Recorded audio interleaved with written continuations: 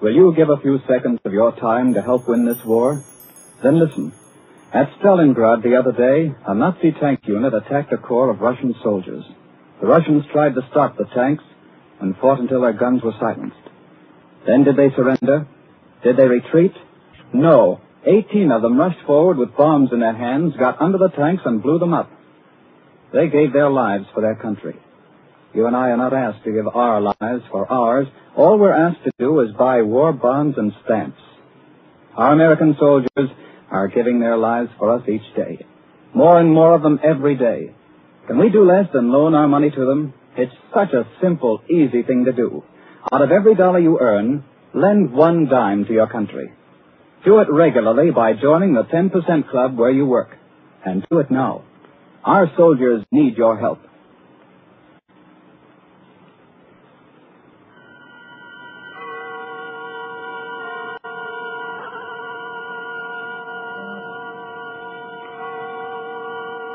The Columbia Network takes pleasure in bringing you Suspense.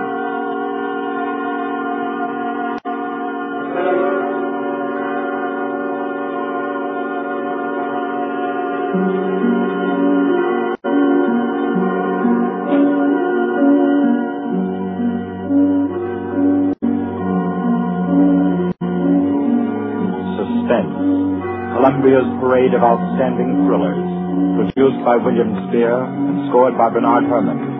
The notable melodramas from stage and screen, fiction and radio, presented each week to bring you to the edge of your chair, to keep you in suspense.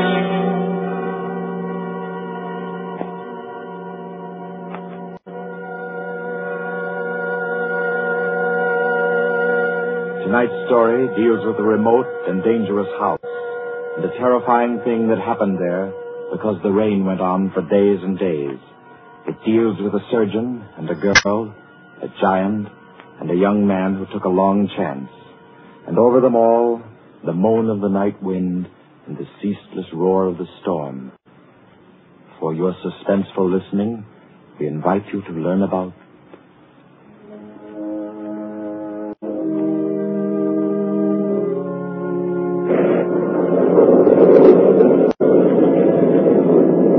Kettler method.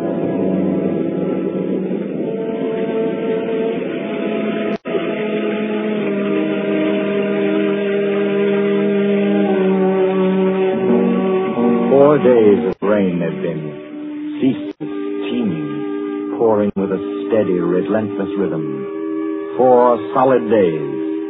The fields around Charleston had been turned into huge puddles that reflected the heavy, swollen sky. And Dr. Morrissey was stirred by a deep anxiety. He stood beside a window in his sanitarium, which rose high on a lonely hill, a few miles from the little town of Charleston, and stared into the jagged, spraying screen of rain. It was just 3 o'clock. 3 o'clock of an afternoon he would long remember. He was on the point of sending for Caffrey, the ward attendant, when the door opened, and Caffrey came in, pale, disturbed. Dr. Morrissey. Is there anything wrong, Caffrey? I don't know. There's a feeling down in the ward. Feeling? This rain's going on too long. The patient's getting uneasy? They're bound to, ain't they? If a guy with good nerves he gets jumpy, you can imagine what it does to theirs. Seem to be affecting anyone in particular? Number 5 has been carrying on. Kettler? Yeah. I brought him up. Nurse Carter's waiting with him out in the hall. Bad as that? He's upsetting the others. Keeps asking for some guy named Benham. Oh, that's the man he killed. I didn't know he was homicidal. Oh, it was an accident.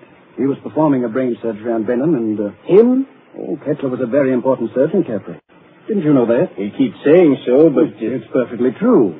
Very successful Dr. Kettler was. Until he perfected an operative procedure that he called the Kettler method. A new process of brain operation. Spent most of his life on it and...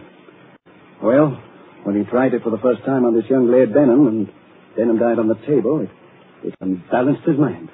I've got to go back down there now. I think you'd better wait while I talk with Kettler. Okay, I'll bring him in. But don't make it long. I don't like the feel of things around here. Nurse, Miss Carter. Yes, we're coming. You can bring him in now. Come along. Dr. Morrissey wants to see you. Does he now? Does he? Come in, Kettler. I'd like to ask Dr. Morrissey a question. I'd like to ask him a question. Yes, Dr. Kettler. I should like to ask him where Laird Benham is. I know he'll never tell me. But I will, Kettler. Laird Benham is buried somewhere out there under the rain. He is at peace, Kettler. Can't you forget about him? Just forget. You'd all like me to forget about him, wouldn't you? Then you could keep him hidden away forever, couldn't you? Benham is dead, Kettler. You know that. Benham died. He did not. He's alive. He was alive when you and the rest of the envious medical profession stole him from the operating table. Kidnapped him with my bandages still round his head. You were determined to make the Kettler method seem a failure, weren't you? Weren't you?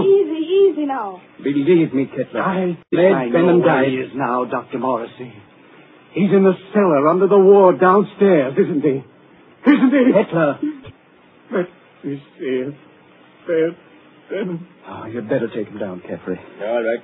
Come along now, sir. I'll take him, nurse. You won't show him to me. Even though it would make me well again. My cellars are empty, Kettler. Believe me, Benham isn't there. You sit there in power and order me away. Come on, Kettler. There's something I have to say.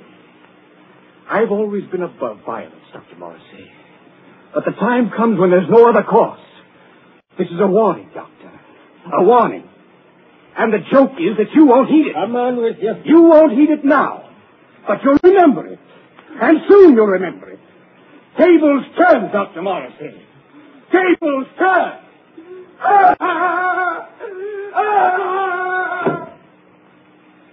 Poor thing. I'm afraid I'm failing with him. Failing completely. But you're not. It takes time to put a man back together. Oh, it's taken me too long, Kettler. I'm beginning to be afraid. If you'll pardon me, Doctor. Yes? I do think you're making a mistake. With him? No, with yourself. You haven't had a real vacation in 3 years, Dr. Morrissey. Oh, you think I'm wearing a bit thin just now, don't you? And you're right. But I really can't leave my patients in anyone else's hands. Not now, at any rate. No, I'll have to make the best of it. But you need relaxation, Doctor. I know. Well, I hope to soothe my ragged nerves somewhat over this weekend. Oh? I've some friends coming down from the city Friday night. Leslie and Claire Winton. Young married couple, newlyweds. And I'm just going to relax with them and forget everything until Monday morning. You must, Doctor. You do need it so badly. Oh, by the way, Doctor. Yes? I slipped some those new sample bandages into your coat pocket. Thanks. I'll have a look at them. I think they're quite good. The salesman said that... Yes, nurse. What is it?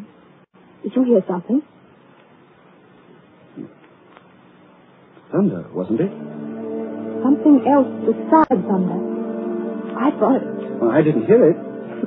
My nerves must be getting the best of me. Perhaps it's a case of nurse heal thyself, eh? I'm not the only one who needs a rest.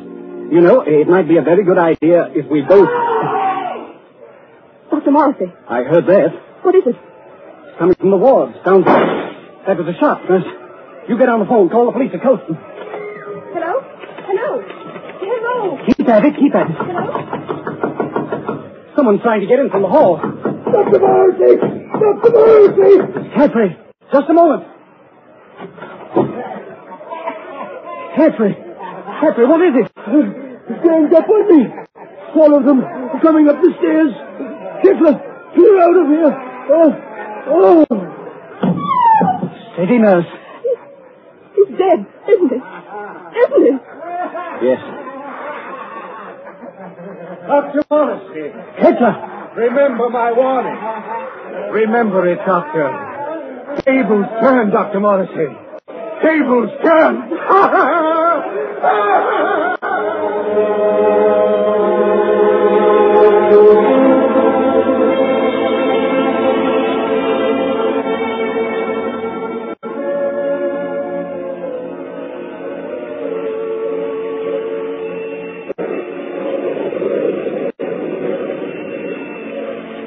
Rained for 3 more days. Friday night came, black, wet, and glistening. And the 8:15 express groaned into Colston Station, bringing Leslie and Claire Wenton out from the city with their weekend luggage.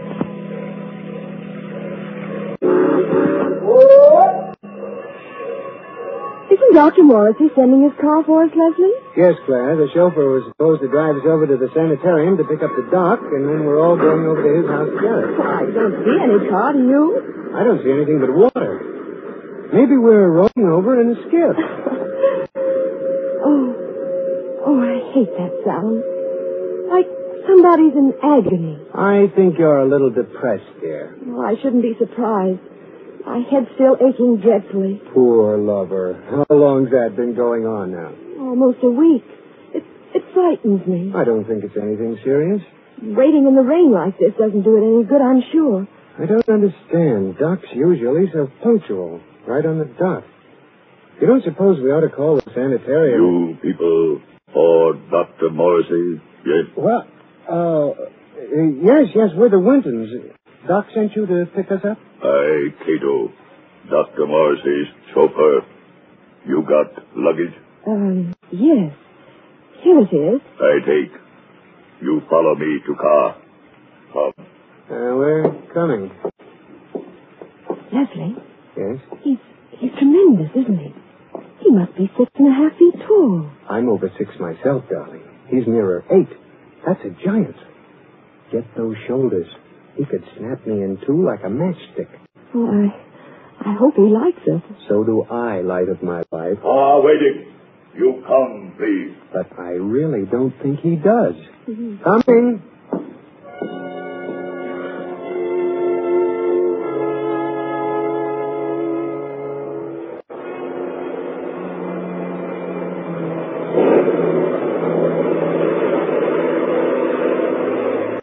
The heavy car lurched and hurtled over the rain-soaked road, tearing wildly through the dark and careening up the hillside toward the stark walls of the sanitarium. It skidded to a standstill in front of the main entrance, and cold black Cato led them inside. The brightly lit corridors were deserted, silent, like hallways in a nightmare. Claire was aware of her headache growing steadily worse as Cato opened the double doors and ushered them into the waiting room. You'll tell Dr. Morrissey we're here, huh? Doctor, be with you soon. You do not go away. Yes, thanks.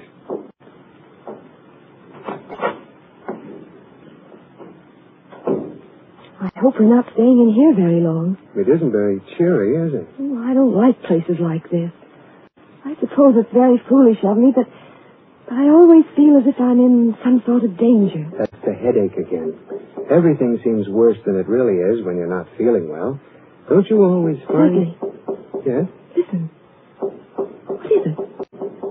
Somebody's knocking. Just a moment. Gracias a Dios. Who is it, Leslie? I don't know. What, you do not know me? I am Arturo Alvarez, the South American pianist. You have heard of me? Well, sure, I've heard of Arturo Alvarez, but I'd hardly expect to find him Leslie, humor him. Oh, of course, for a moment I forgot where I was. I've heard of you, Mr. Alvarez. Is there anything I can do for you? Will you help me? I must get out of this place. Oh, sure. I came here several days ago to be treated for a mild nervous trouble. And now they won't let me go. I am being held a prisoner. And tonight I am scheduled to give a concert at Carnegie Hall, and I must get out of here. Please, will you help me? Number 10 out of the ward again, I see. How many times must I tell you that is strictly against the rules? I was doing nothing wrong. I was only telling this gentleman that I must be at Carnegie Hall for my concert. Yes. I'm sure the gentleman was very interested. Cato. Yes, Doctor. Cato, you will escort number 10 back to the ward and see to it that he doesn't wander back into the waiting room. No, I will not be taken back to the ward. Help me. Oh, no. Help me, no. How strongly he believes in his delusion. Strange fantasy of a diseased mind. Seriously believes that he's Arturo Alvarez. He was telling me. Oh, I'm very sorry. I'm afraid I haven't been very cordial. Won't you sit down? Is there anything I can do for you? Well, you see, Dr. Morris invited us up for the weekend. Oh, yes, of course. He told me he was expecting you. Does he know we're here? I'm afraid not. Dr. Morrissey was unexpectedly called away on an emergency case, and I'm in charge of the sanitarium until he returns. Well, do you have any idea about when that'll be? It's very hard to say. However, he asked me to ask you to wait and see to it that you're made comfortable. Let me see now. Your name is... Winton, Leslie Winton. And this is my wife, Claire. Ah, yes. Permit me to introduce myself. I'm Dr. Kettler, Dr. Morrissey's assistant. What can I do for you? A bite of food or a drink, perhaps? I don't think so. There's nothing in the world I want so much as an aspirin. Aspirin? Yes, Doctor. She's had a headache that's been troubling her for days. It's terribly annoying. I can well imagine. Annoying and interesting. That is to a man of my profession, of course. But if you will step into the inner office, I think I can offer you something a good deal more effective. Oh, I'd hate to trouble you. No trouble at all. I find these things most intriguing. Should I, Leslie? I think you might as well. Morrissey won't be back for a long time by the looks of things. Yes, you're quite right, Mr. Winton. Dr. Morrissey won't be back for a long, long time. Oh, well, then, which way do I go? Right this way. The large door on your left. You won't mind waiting alone, will you, darling? Oh, Mr. Winton shall make himself comfortable. There are cigarettes in the box, whiskey in the liquor cabinet, and a radio behind the ferns there. I'm sure he will be quite happy. After you, Mrs. Winton. If Dr. Morrissey comes in, let me know. I hope you'll find everything you want, sir. Thanks. By the way, Doctor. Yes? You said you had something better than aspirin. I didn't know there was anything better than aspirin for a headache. I have something, Mr. Winton. Really? It is a process which I invented myself. One that never fails. A little treatment, very effective and highly complicated, called the Kettler method. Please make yourself at home, Mr. Winton.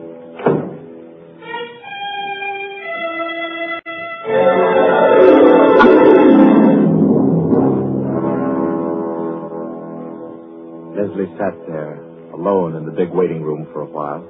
Then creeps began setting in, and he thought to himself, Maybe I'll have that drink after all.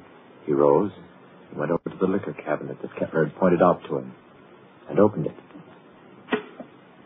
Why, there's nothing in here but books. Yes, books. Books that were so thick with dust that it was clear they'd been there for months. No drink for Leslie. Maybe a cigarette. Kettler said the box was full. He picked it up and started opening it. Why, it isn't even a cigarette box. The darn thing's a bookend. Yes, that's just what it was. Leslie began to think it was a tough job making himself at home in that waiting room. And then the idea occurred to him. Maybe the radio works. He went over to the radio then, turned it on, and... We are sorry to announce that the program scheduled for this time from Carnegie Hall has been cancelled due to the mysterious disappearance of Arturo Alvarez, the noted South American pianist. Mr. Alvarez was known to be suffering from a minor nervous disorder and was last seen departing on a short trip to Colston in upstate New York. Alvarez. That guy is Alvarez. What's going on here? Claire! What? Dr. Kettler, open this door. Open it. Do you hear me? Claire! Winton, Oh, you. Tell him to open up. Tell him. doctor send me. Tell you, young lady headache bad. Very bad. What do you mean? He operate. Operate? He say take long time. He say you not wait. You come back tomorrow. Operate? No. Kettler! Claire, can you hear me? Of course she can hear you, Mr. Winton. The operating table is just inside the door. Bring her out here. Let her go, I tell you, Kettler. But I find that an operation is indicated, Mr. Winton. I forbid you to touch her. You forbid? You? I'm in charge here. No one forbids me. Do you understand? You're insane. If you lay your hands on her, I'll kill you. So help me, I'll kill you. Very well, Mr. Winton. You do not wish me to operate. That's all there is to it. I would scarcely force my services upon you. However, the girl's condition is quite serious, and I... Good work. Good work, Cato, my boy. A master stroke. Do you still forbid me, Mr. Winton? Do you? Oh, you don't answer. Good. Take him to the cellar, Cato, and lodge him there with his friend, Dr. Morrissey. They should have a good deal to talk over in the still hours of the night while I cure the young lady's headache unmolested.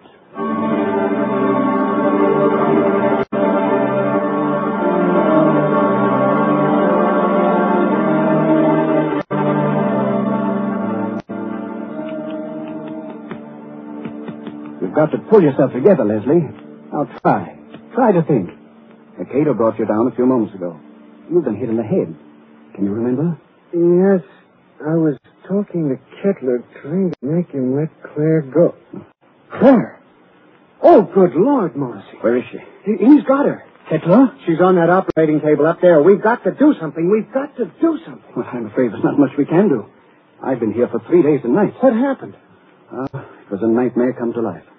I'd had Kettler in my office for treatment. Yeah? He was off on a wild tangent, insisting that I had a man whom he had killed hidden down here in the cellar. That I and the rest of the medical profession had kidnapped him off the operating table with his head still swathed. He thinks I've been keeping this venom from him all along, even though I've known that just one side of him would cure his mental disorders. He hates me with every fiber of his twisted brain. He's a dangerous case, Leslie. He'll kill Claire? He may. There's a slim chance he won't. What's that? Well, all the surgical instruments are locked away. It's possible they may not be able to find it. Isn't there any way we can get out of here? Well, couldn't I have used it? Where does that corridor lead to? To the staircase that goes to the first floor. Well? Not a chance. Comes out in the operating room, and they keep that door locked as tight as a drum. Besides, Kettler still has the pistol he took from my nurse. I've got to think. I've got to. My head hurts so I can't make good sense. Let's see that. I think they gave you a nasty cut. Oh, it doesn't matter. Say, Doc. Yes? What was his name? Who? The guy Kettler thought you were keeping from him, the one he killed. Benham. Ed Benham. Why? Was he a young fellow? Yes, rather tall, slender chap. Say, Doc, do you have any bandages down here? What? Bandages.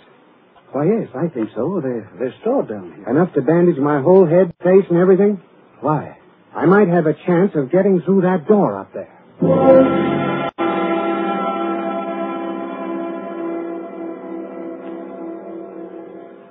Please, let me go now. Oh, let me go. Leslie! You will be better soon, much better. I will take the pain away, Mrs. Winton. Cato, have you found the surgical case? Not found yet. I look. Cato, look. Find it. We must not keep Mrs. Winton in an agony.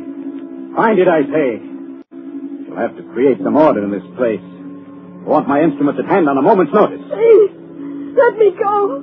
Oh, let me go. You shall be well again, my dear. I promise you shall. Doctor, here, tall, white cabinet behind curtain. That's it. Open it, Cato. Locked. Locked, Doctor. Smash it open. Open it. I do.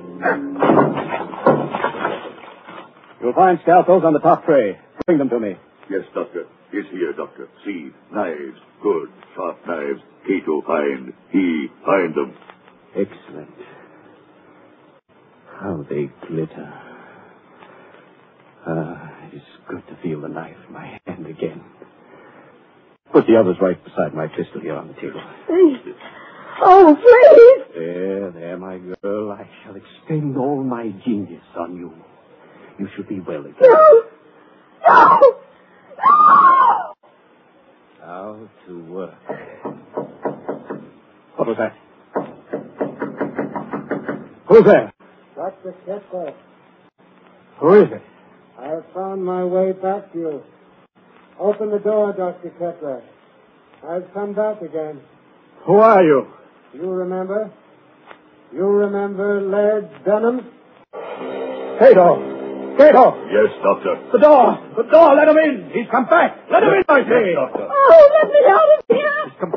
He's come back, Cato. Dr. Kettler. Benham, I knew it. I knew it all along. You're alive. You're living. Yes, Dr. Kettler. You. Just as they took you from the table. Yes. They took me away before the operation was complete. Finish it now. Hurry. I can't live much longer. I'm about to die. No. Cato! Get Benham out of the table. Girl on table. Take her off. Take her out of here. Put her in the cellar. Let Benham take her place. At once, you hear? Yes, Doctor. Cato. No. No, I won't be put in the cellar. I won't. It might be well if you went down into the cellar, you know. It's nice down there. You'll see old friends, perhaps. Old friends who need help. Hurry, I say. Yes, Doctor. Come. I'm coming. Are you all right, Benham? Weaker. Cato! Cato, close door. No, stop wasting time. Leave the door alone. Help me. Help me get Benham on the table. Yes, Doctor. Cato, do. Oh, that's right. Now listen carefully. Good. Good. Oh. Now, lie back. Lie back. Gently. Gently. All right. Careful now. Here we are. Cato, give me the knife. Yes, Doctor. Take off the bandages. From the top, Cato. That's correct. That's proper procedure. Yeah, now that's... I thought his hair was blonde, not black. Well, perhaps I've forgotten. I've forgotten so many things. There was a scar on his forehead. I clearly remember a scar on his forehead. Maybe I imagined that too. Perhaps it was someone else with brown eyes. Denham, didn't you have blue eyes?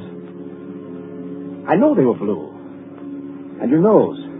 Your nose was thinner and longer. Yes. And your lips. You had thick lips. That I know. Bandages off, Doctor. Dr. Kettler, there's a trick here. You're not Denham. You're not Denham. You're that young Mr. Winter. Dr. Kettler, listen to me. Cheat. So you wanted me to finish you, did you? Yes, Mr. Winter, I will. Hold him, Cato. Hold him. See the knife, Mr. Winton? Watch it glisten as it comes down, and into...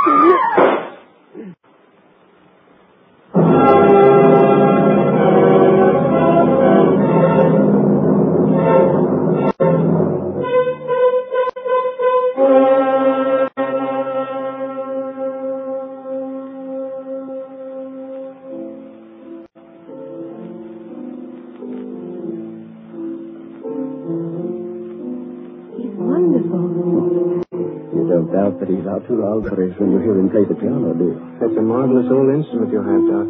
It was my mother. This old house has been in the family for generations. Who'd ever thought we'd be alive to sit in your house and listen to somebody play a concerto? We wouldn't have been. At least I wouldn't have been if you hadn't snatched that revolver off the table right out from under Kettler's nose before they threw you into the cellar. That was the lifesaver. Made the weekend perfect. I'm afraid it wasn't very restful. Hereafter, I'm spending all weekends in a cozy little corner under the L. It was worse for Claire than anybody. She had a dreadful past. It was ghastly, all right. Horrible. But you know something? What? My headache. It's completely gone.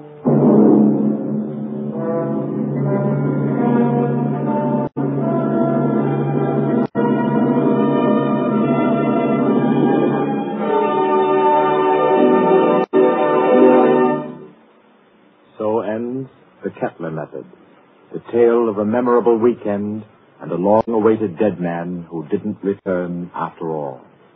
This was tonight's story of Suspense.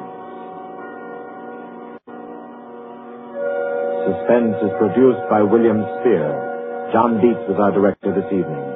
Tonight's radio drama was written by Peter Barry and scored by Bernard Herrmann. Roger DeCoven, Dr. Kettler, John Gibson, Leslie Winton, and Gloria Stewart played Claire Winton. Others in the cast were Guy Rep, Martha Faulkner, Winfield Honey, and Ralph Smiley. Next week at this time, Columbia will bring you another selected story from the world's great literature of thrill. Another study in suspense. This is Barry Kroger, and this is the Columbia Broadcasting System.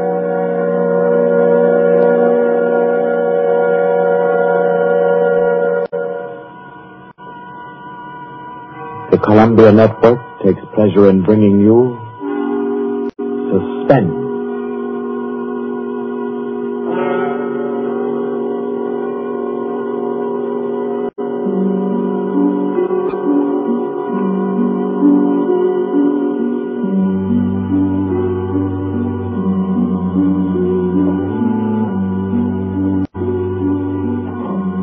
Suspense, Columbia's parade of outstanding thrillers, produced by William Spear and scored by Bernard Herrmann. Notable melodramas from stage and screen, fiction and radio, presented each week to bring you to the edge of your chair, to keep you in suspense.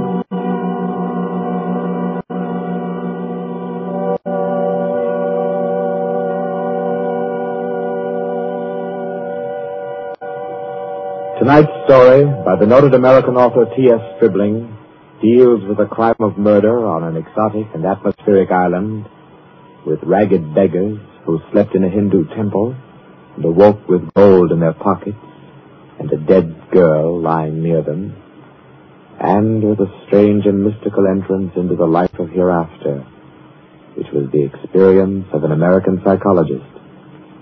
For your suspenseful listening, we invite you to join us for A Passage to Benares.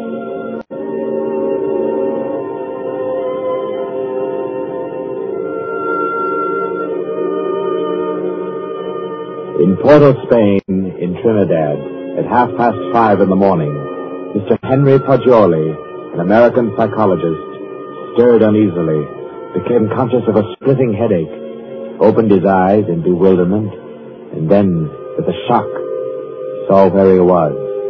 He got up, arranged his clothing. He tried with his neat psychological mind to recapture his dream, to bottle up again the little smoking wisps that still floated about within his aching head. By 7 o'clock, he'd found his way back to the house of Mr. Lowe, his host in Port of Spain. Lowe was already about his coffee, with an interested spoon poised above the morning paper. Ah, there you are. Good morning, Poggioli. I say, you are quiet. Didn't hear you get up at all. Have some breakfast? Thanks. I've been out for a breath of air. What's the news today?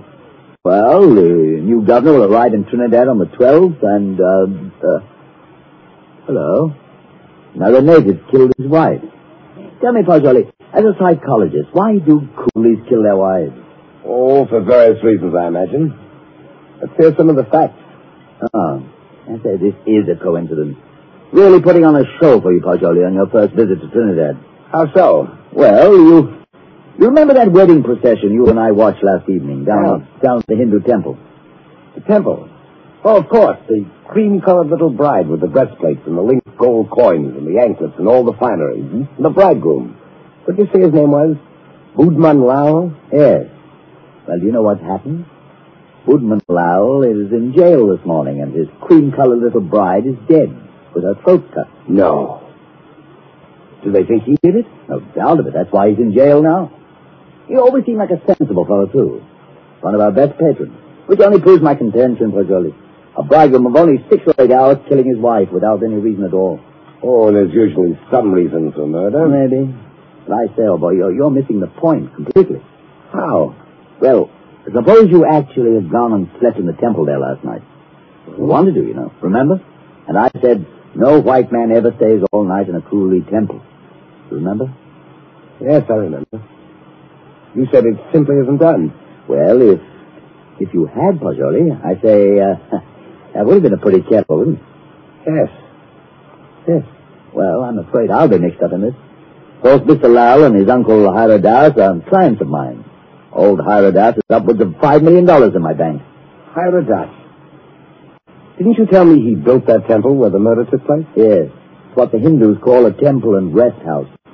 Hiradas gives rice and tea to any traveler who comes in for the night. It's an Indian custom to help mendicant pilgrims. A rich Indian will build a temple and rest house just as you Americans erect libraries. Ah. What does it say there about the murder, though? Budman Lal, nephew of the famous Mr. Hiradas, was arrested early this morning at his home for the alleged murder of his wife, whom he married yesterday.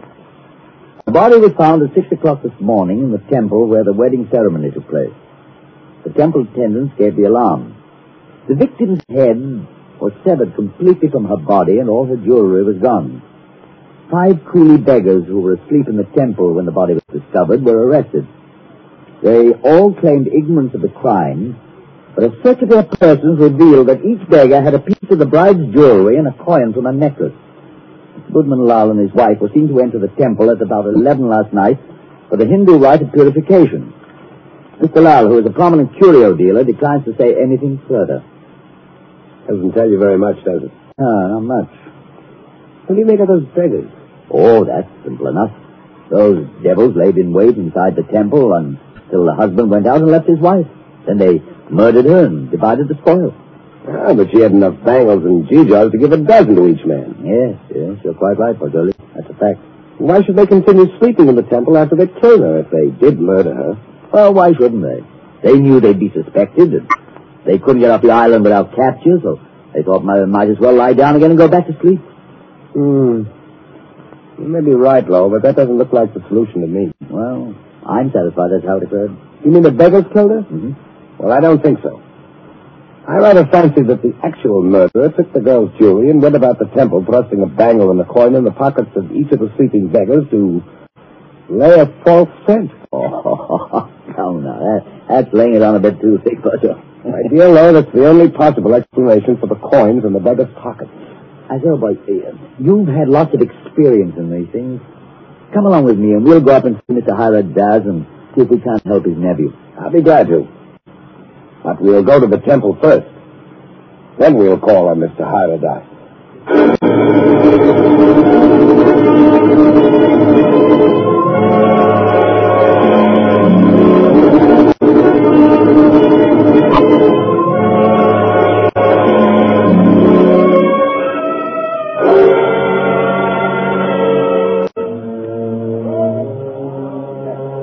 Well, here we are. In spite of the police guard at the door, the temple doesn't look sinister in the daylight. Yeah, it just looks dirty. Let's go in and question the beggars.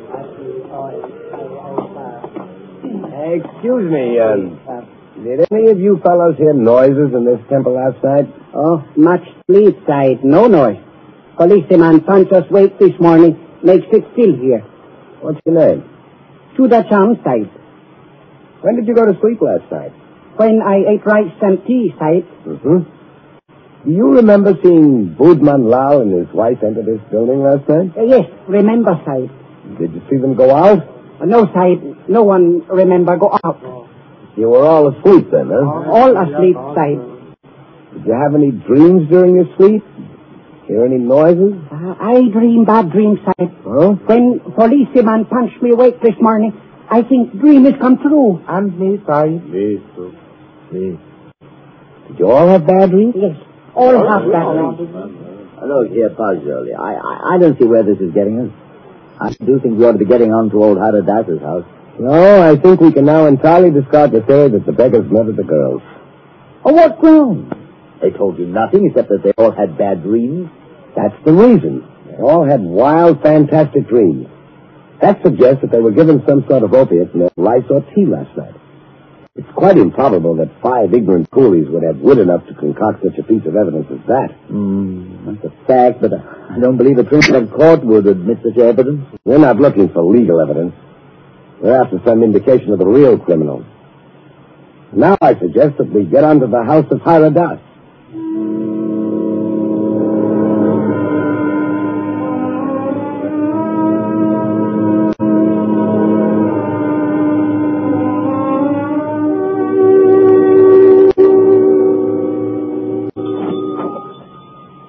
Please come in, gentlemen. I've been expecting you.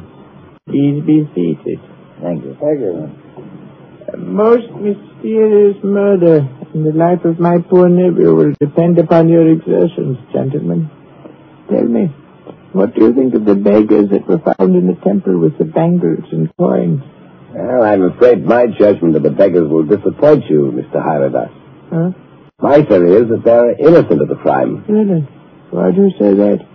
Because they told me of dreams they had. All their dreams were very nearly identical. You are not English, sir. No Englishman would have thought of that. No, I'm American with a backlash sprinkling of Italian. My name's Paggioli. What is your profession, Mr. Paggioli? You are a detective? No, Mr. Das. I'm a psychologist. Ah, your soul is at least groping after knowledge. However, it gropes as a blind worm, Mr. Poggioli, and we must find the criminal who committed this crime, and thus restore my nephew Woodman Lau to liberty. You can imagine what a blow this has been to me after I arranged this marriage for my nephew. You did arranged a marriage for a nephew who was in his 30s? Yes, Mr. Poggioli. I wanted him to avoid the pitfalls into which I fell. He was unmarried, and he'd already begun to add dollars to dollars. I did the same thing. And now, look at me. An empty old man in a foreign land. What good is this house where men of my own kind can't come and sit with me, when I have no grandchildren to romp and play? No. I've piled up dollars and pounds. I've eaten the world, Mr. Poggioli, and found it bitter. Now here I am, an outcast. And why don't you go back to India, Mr. Hyradas? Why, Mr. Poggioli, my mind is half English. If I should return to Benares, I'd walk about thinking what the temples cost. How much was the value of the stone set in the eye of Krishna's image? If I would ever be one with my own people again, Mr. Poggioli, I must leave this Western mind and body here in Trinidad. That's very interesting and moving, but we were discussing your nephew, Woodman Lau. Wait. In searching for the criminal, I would suggest you look for a moneyed man. Let me tell you my suspicions, and you can work out the details. What are they?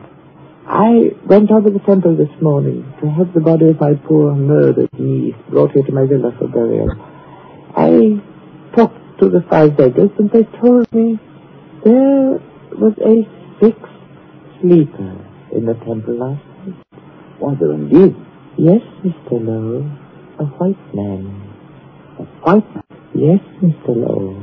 All 5 of the coolies and my man, Guka, told me it was true. But, Mr. Hyradas, decapitation is not an American mode of murder. American? I was speaking generally. I mean, a white man's method of murder. That is indicative in itself. I meant to call your attention to that point. It shows the white man was a highly educated man who had studied the mental habits of other people than his own. So he was enabled to give the crime an extraordinary resemblance to a Hindu crime. But what motive could a white man have? Possibly robbery, Mr. Poggioli. Or if he were a very intellectual man, he might have murdered the poor child by way of experiment. A murder for experiment? Yes, Mr. Lowe. To record the psychological reaction. Why, I can't entertain such a theory as that, Mr. Hyradas. Oh, no. It is too far-fetched. However, it is worth investigating, is it not? Yes, but I'll begin my investigations with the man Guka. By all means, Mr. Poggioli. And in your investigations, gentlemen, hire any assistance you may need. Draw on me for any amount. I want my nephew exonerated, and above all things, I want the real criminal apprehended and brought to the gallows.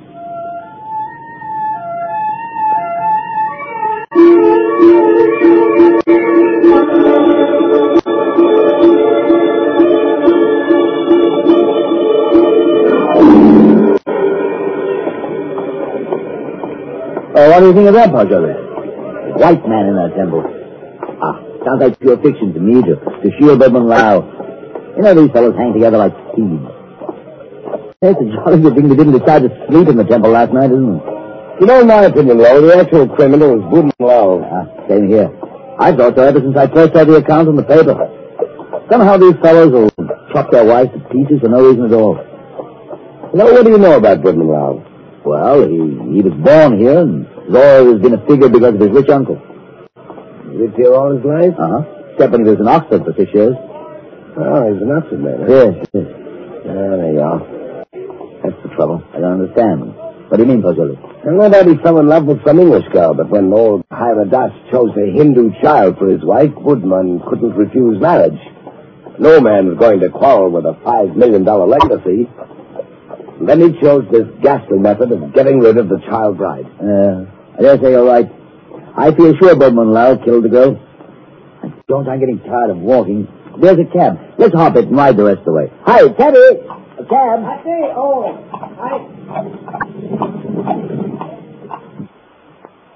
Well, aren't you coming? You know, I don't feel that I can conscientiously continue this investigation, trying to clear a person whom I have every reason to believe guilty. But, man, don't leave me like this. At least come as far as police headquarters with me and explain your theory about Guga, the temple keeper, and the right. Well, I thought I'd go back to your cottage and pack my things. Pack your things? Oh, your boat doesn't sail until Friday. Yes, I know, but there's a daily service to Curacao. It's took me to go there. Oh, no. Come, you can't run off like that just when I stirred up an interesting murder mystery for you to unravel. Why, Rosoli, you ought to appreciate my efforts as a host more than that. Well, all right, then. To the police station. Yes, hurry up.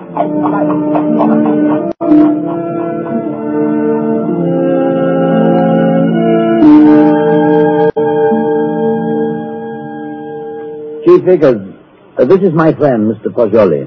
Mr. Poggioli, Mr. Vickers is Chief of Trinidad Police Force. How do you do? How do you do?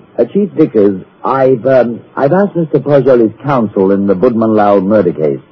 He's already developed a theory as to who is the actual murderer of Mrs. Boatman Lau. So have I. Now, in this matter, Chief Vickers, I want to be perfectly frank with you. I'll admit we're in this case in the employ of Mr. Haradas and are making an effort to clear his nephew, Boatman Lau. We felt confident you'd use the skill of the police department of Port of Spain to work out a theory clearing Boatman Lau just as readily as you would to convict him. Our department usually devotes its time to conviction and not to clearing criminals. Yes, I know that, but if our theory will point out the actual murderer... What is your theory? Mr. Poggioli's deduction is based on the dreams of the men who were found in the temple. So Mr. Poggioli's deduction is based on dreams. It would be a remarkable coincidence, Mr. Vickers, if 5 men had lurid dreams simultaneously without some physical cause. It suggests strongly that their tea or rice was doped. Now, if you find out what soporific was used, then have your men search the sales record of the drugstores in the city to see who has lately bought such a drug. You will find the murderer. Uh-huh. How do you like Trinidad, Mr. Poggioli? I like it very much indeed. You've just arrived, haven't you? Yes. In what university do you teach back in the States? Ohio State. A chair of criminal psychology at an ordinary state university? I'm not a professor. I'm simply a docent, and I haven't specialized on criminal psychology. I quiz on general psychology. You're not teaching now? No, this is my sabbatical year. You look young to have taught in the university 6 years, but then you Americans start young in your land of specialists. Now, Mr. Poggioli, I suppose you're wrapped up heart and soul in your psychology. I am. You'd do anything in the world to advance yourself in the science. I rather think so. Especially keen on original research work. Aha, that's what he is, Chief Vickers. You know what he asked me to do yesterday afternoon? No, what, Mr. Lowe? Oh, I don't think we ought to burden Mr. Vickers with our household anecdotes. Oh, but I'm really curious. Just what did Mr. Poggioli ask you to do yesterday afternoon, Mr. Lowe? Oh, well, really nothing at all. It's just a little psychological experiment he wanted to do.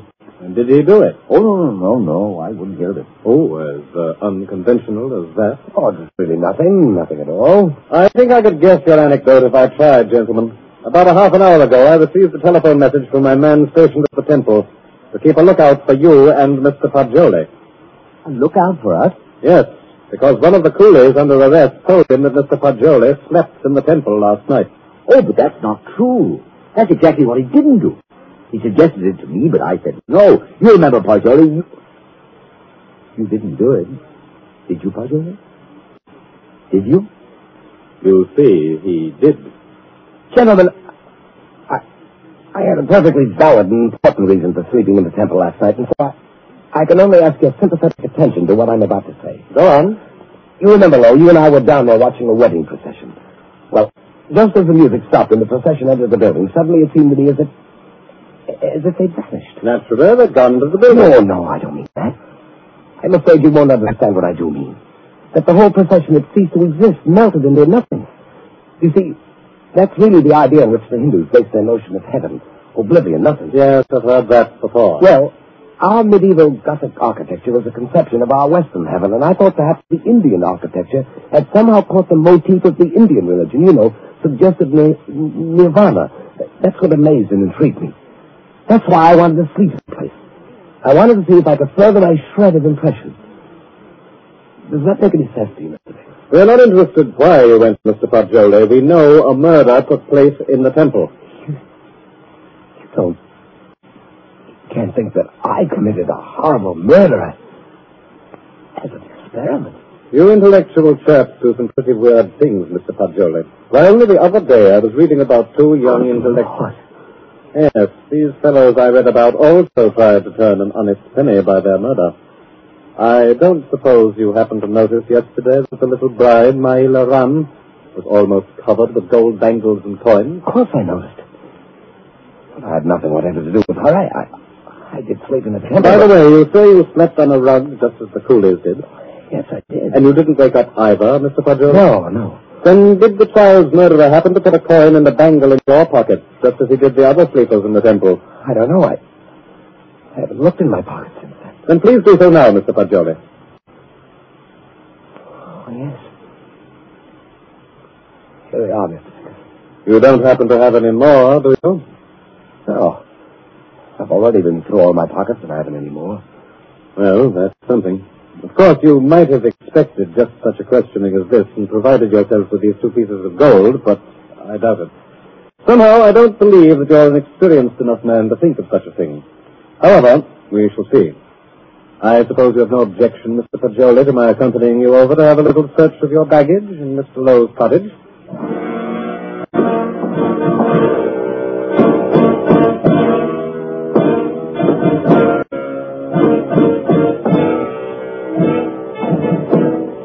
Now then, Mr. Fagioli, be so kind as to open your trunk.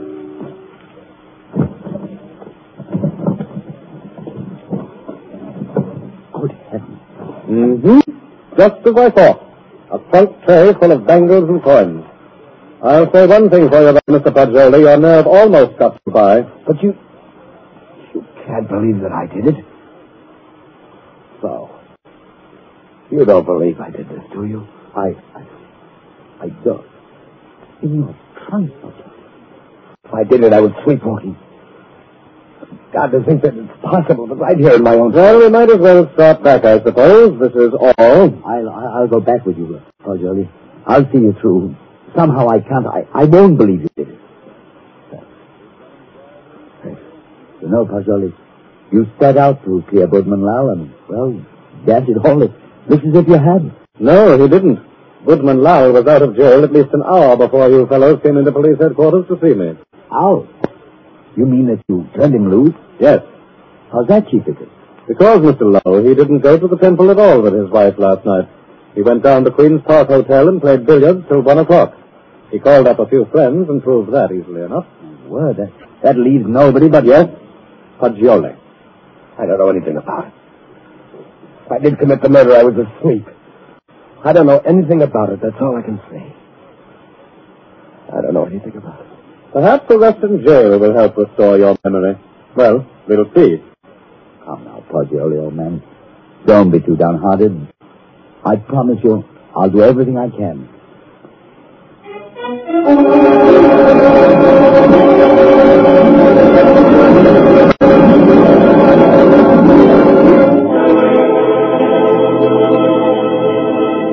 In the case against Henry Fagioli, having been duly tried by a jury of your peers who have been found guilty and by the powers invested in me, I herewith sentence you to be hanged by the neck until you are dead.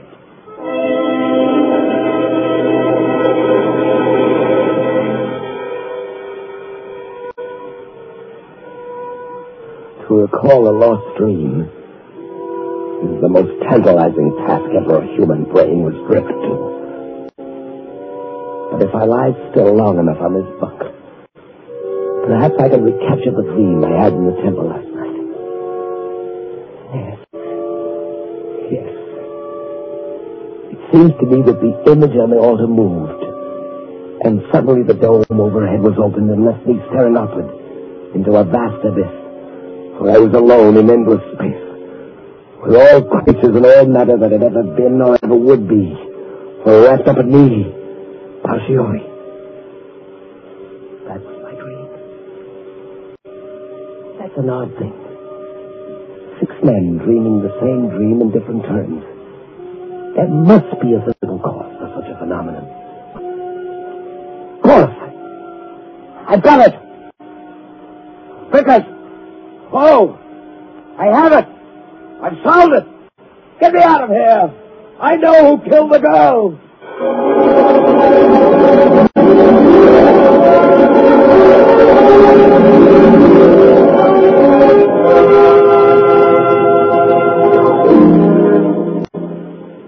What is it, my friend? I know who murdered the bride.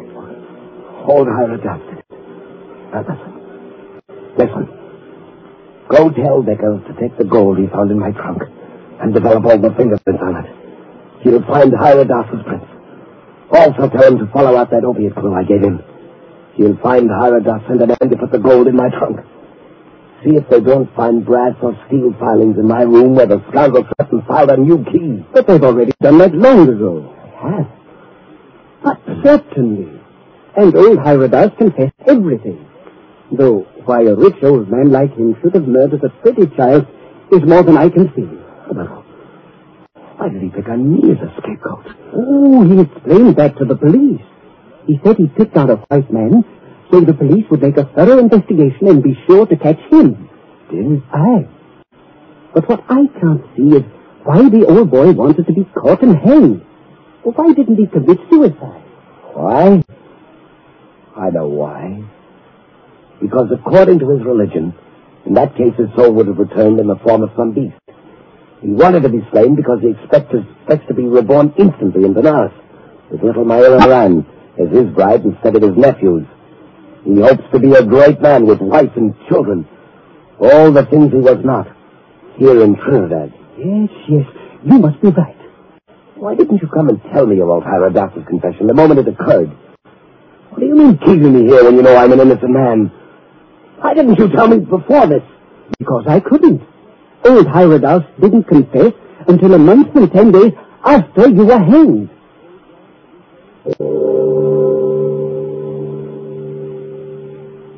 So ends The Passage to Benares, T.S. Scribling's tale of mysterious death and death mysterious. This was tonight's story of Suspense. Suspense is produced by William Spear. John Dietz was our guest director this evening. Tonight's radio drama was written by Carol Case and scored by Bernard Herrmann. Paul Stewart was Claudioli, Barry Kroger was Mr. Hira Das, and Horace Graham played Mr. Lowe. Others from the cast were Alan Jewett and Guy Rex. Next week at this time, Columbia will bring you another selected story from the world's great literature of thrills, another study in suspense. This is Barry Kroger, and this is the Columbia Broadcasting System.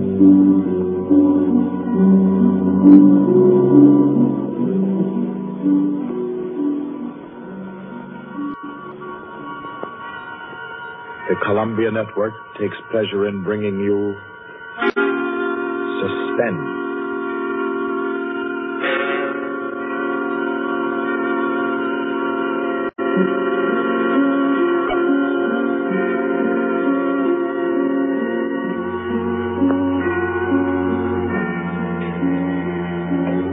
Suspense, Columbia's play theater of outstanding thrillers, produced and directed by William Spear and scored by Bernard Herrmann. The notable melodramas from fiction and stage and screen, from the world's great literature of entertaining excitement, presented each week to bring you to the edge of your chair, to keep you in suspense.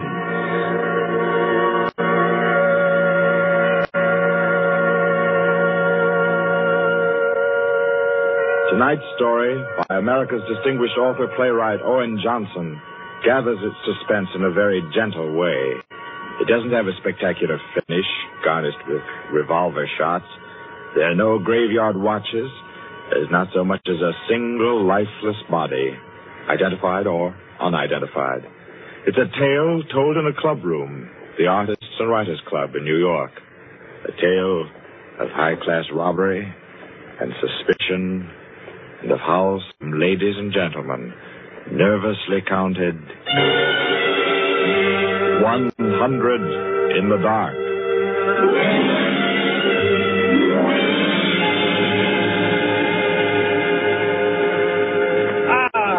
That was a fine meal. Me for the club anytime. Yeah, here, we can all sit here, Penny. Yes, if you'll just draw up that chair for Mr. Peters. Oh, yeah. Peters. Thank you. Do you all know Peters? This is Mr. Steingall. How do you do? I know you. Mr. Gaulier. Oh, I believe we've met. Oh, yes. How are you? Oh, you know each other. Yes, indeed. And the one who drew up the chair, Mr. Rankin. How do you do? Well, I guess we're all acquainted now. To get back to our table discussion, Queenie. Oh, yes. How about a drink? Who'll join me? Oh, yeah, pleasure. Fine. John. Well, now, Steingall, as I said, there are only half a dozen stories in the world. What is more to the point? There's every reason sir. What? Oh. 5 with soda, John. Yes, sir. Now, where was I? Oh, yes. What is more to the point, gentlemen, is the small number of human relations that are so simple and yet so fundamental that they can be eternally played upon, redressed, and reinterpreted in every language, in every age, and yet remain inexhaustible in the possibility of variation. Well, that's true, of course. It's very possible. Take the eternal triangle. 2 men and a woman, or 2 women and a man. Its variations extend to thousands. That right, Rankin? Well, in a way. Ah, here we are. Set them down right there, John. Very well, sir. A little soda. Here you are. Thank you. And you? Thank you. Soda, Peter? Yes, please. There. Another one. Here you are. Thanks. And here's yours. Thank you. And now, a little soda in mine. Well, here's to you all. Cheers.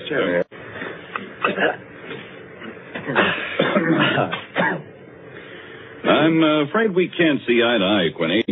I believe there are situations, original situations, that are independent of your human emotions, that exist just because they are situations, accidental and nothing else. As for instance? Well, I'll just cite an ordinary one that happens to come to my mind. In a group of 5 men, such as we are here, a theft takes place. One man is the thief. Which one? Now, I'd like to know what emotion that interprets. And yet it certainly is an original theme at the bottom of the whole literature. It's not the same thing at all. Detective stories. I could answer that the situation you give can be traced back to the commonest of human emotions, curiosity. I think Quinny has you there, Rankin. What is the peculiar fascination that the detective problem exercises over the human mind? You will say curiosity. Yes and no. Admit at once that the whole art of a detective story consists in the statement of the problem. Anyone can do it. I can do it. Steingall can do it. Rankin, I believe even you can do it. The solution doesn't count. It is usually banal. It should be prohibited. What interests us is, can we guess it? There you have it. The problem, the detective story. Now, why the fascination? I'll tell you. It appeals to our curiosity. Yes. But deeper, to a sort of intellectual vanity. 5 men present. A theft takes place. Who's the thief? Who will guess it first? Whose brains will show its superior cleverness? You see? That's all. That's all there is to it. Out of all of which, the interesting thing is that Rankin has supplied the reason why the supply of detective fiction is inexhaustible. It does all come down to the simplest terms. 5 possibilities, 1 answer. Well, the reason is that the situation does constantly occur. It's a situation that any of us might get into any time. Yes, I know of an incident of that kind that happened to a friend of mine last month. Of course, gentlemen. You are glorifying commonplaces. Every crime, I tell you, expresses itself in the terms of the picture puzzle that you feed your 6-year-old. It's only the variation that is interesting. Take the well-known instance of the visitor at a club and the rare coin, for example. You all know that story. You've heard it, haven't you? I don't think I have. Sure. Why, it's very well known. Oh, go ahead, Crane. Tell it. A distinguished visitor is brought into a club. A dozen men, say, present at dinner, long table. Conversation finally veers around to curiosities and relics. One of the members present then takes from his pocket what he announces as one of the rarest coins in existence, passes it around the table. Coin travels back and forth, everyone examining it, and the conversation goes to another topic. All at once, the owner calls for his coin. It is nowhere to be found. Everyone looks at everyone else. First, they suspect a joke. Then it becomes serious. The coin is immensely valuable. Who has taken it? The owner is a gentleman. Does the gentlemanly, idiotic thing, of course, laughs as he knows someone is playing a practical joke on him and that the coin will be returned tomorrow. The others refuse to leave the situation so. One man proposes that they all submit to a search. Everyone gives his assent until it comes to the stranger. He refuses, curtly, roughly, without giving any reason. Uncomfortable silence. The man is a guest. No one knows him particularly well, but still he is a guest. One member tries to make him understand that no offense is offered, that the suggestion was simply to clear the atmosphere. The stranger becomes very firm, very proud, and says, I refuse to allow my person to be searched, and I refuse to give the reason for my action. Another silence. The visitor evidently has the coin, but he is their guest, and etiquette protects him. Nice situation, huh? Well, what's the answer? The table is cleared. A waiter removes a dish of fruit, and there, under the ledge of the plate, where it's been pushed, is the coin. Banal explanation, eh? Of course. Solutions always should be. At once, everyone apologizes to him, whereupon the visitor rises and says, now I can give you the reason for my refusal to be searched. There are only 2 known specimens of that coin in existence, and the second happens to be here in my vest pocket. Yes, rather obvious. Of course, the story is well invented, but the turn to it is very nice. Very nice, indeed. Well, I don't know. Ending is very unsatisfactory. The visitor should have had on him not another coin, but something absolutely different, something destructive, say, of a woman's reputation, and a great tragedy should have been threatened by the casual misplacing of the coin. Well, I've heard the same story told in a dozen different ways. Oh, it's happened 100 times. It must continually happen. I know of one extraordinary instance. In fact, the most extraordinary instance of this sort I've ever heard. Peters, you rascal. I see you've been quietly letting us set the stage for you. Well, it's not a story that will please everyone. Why not? Because you will want to know what no one can ever know. It has no conclusion, then? Yes and no. As far as it concerns a woman, quite the most remarkable woman I've ever met, the story is complete. Do I know the woman? Possibly. Probably, I should say. As a matter of fact, this should be particularly interesting to you because I believe that most of you are acquainted with the people involved. The names, of course, are disguised. I think... yes, I have. Just time before I catch my train to tell it to you.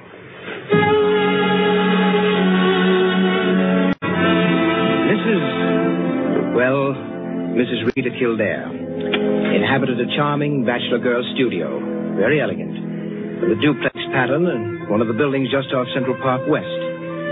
She knew very nearly everyone in that indescribable society in New York that's drawn from all levels and that imposes but one condition for membership, to be amusing. In this mingled society, her invitations were eagerly sought. Her dinners were spontaneous, and the discussions, though gay and usually daring, were invariably under the control of wit and good taste. On the Sunday night of this adventure, she had, according to her custom, sent away her Filipino butler and invited to an informal chafing dish supper 7 of her more unusual friends. At 7 o'clock, having finished dressing, she put in order her bedroom, which formed a sort of free passage between the studio and a small dining room, to the kitchen beyond. Then, going into the studio, she struck a match and was about to light the candlesticks which illuminated the room when the bell rang. And a Mr. Flanders, a broker, compact, nervously alive, well-groomed, was waiting as she opened the door. Well, you're early. On the contrary, you are late. Well, in any case, hello, and come inside. Here, let me take your things. Thank you. Well, I'm the first, I suppose. Good. And since you are, you can be a good boy and help me with the candles. Delighted. Who's to be here tonight? The Enos Jacksons? I thought they were separated. Not yet. Oh, interesting. Only you, dear lady, would dream of serving us a couple on the verge. It is interesting, isn't it? Assuredly. Where did you know Jackson? Through the Warings. Jackson's a rather doubtful person, isn't he? Well, let's call him a very sharp lawyer. They tell me, though, he's been gambling pretty much. In deep. How about yourself? Me? I'm a bachelor. If I lose my shirt, it makes no difference. Is that possible? Probable, even. Who else is coming? Oh, Maud Lily. You know her? Oh, I don't think so. You met her here some time ago. A journalist. Oh, yes, of course. I'd forgotten. Mr. Harris, the clubman, is coming, and the Stanley Cheevers. Stanley Cheevers? Are we going to gamble? Don't tell me you object. Certainly not. Only the Cheevers. They play quite a game. Yes, well united. They have an unusual streak of good luck. Oh, by the way, it's Jackson, isn't it, who is so attractive to Mrs. Cheever? Quite right. What a charming party. Where does Maud Lily come in? Don't joke. She's in a desperate way. And John Harris? Oh, he used to make the salad and cream the chicken. See the whole party. I, of course, am to add the element of respectability. Of what? Don't play baby with me, my dear Flanders. I apologize. That's better. No one, of course, knows who else is coming. No one, of course.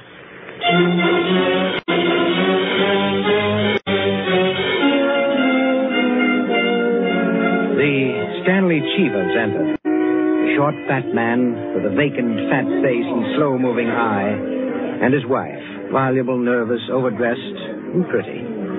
Mr. Harris came in with Maud Lily. A woman, straight, dark, Indian, great masses of somber hair, held in a little too loosely for neatness, with thick, quick lips and eyes that rolled away from the person who was talking to her. The Enos Jacksons were late, and still agitated as they entered. His forehead had not quite banished the scowl, nor her eyes the scorn. He was of the type that never lost his temper, but caused others to lose theirs. Mrs. Jackson seemed fastened to her husband by an invisible leash. You looked at her curiously and wondered what such a nature would do in a crisis, with a lurking sense of a woman who carried with her her own impending tragedy. As soon as the company had been completed and the incongruity of the selection had been perceived, a smile of malicious anticipation ran the rounds, which the hostess cut short by saying, Well, now that everyone's here, this is the order for the night. You can quarrel all you want, you can whisper all the gossip you can think of about one another, but everyone is to be amusing. Also, everyone is to help with dinner. Nothing formal, nothing serious. We may all be bankrupt, divorced, or dead tomorrow, but tonight we'll be gay. That's the invariable rule of the house. For she's a jolly good fellow, for she's a jolly good fellow, for she's a jolly good fellow, with lovely times in Oh, thanks, everyone. Now, if you'll excuse me, I'll get on with the cooking. Harris, I'll need you. Right with you. May I be of any help? Thank you, Maud, dear. Oh, Mrs. Cheever, you might come along, too. All right.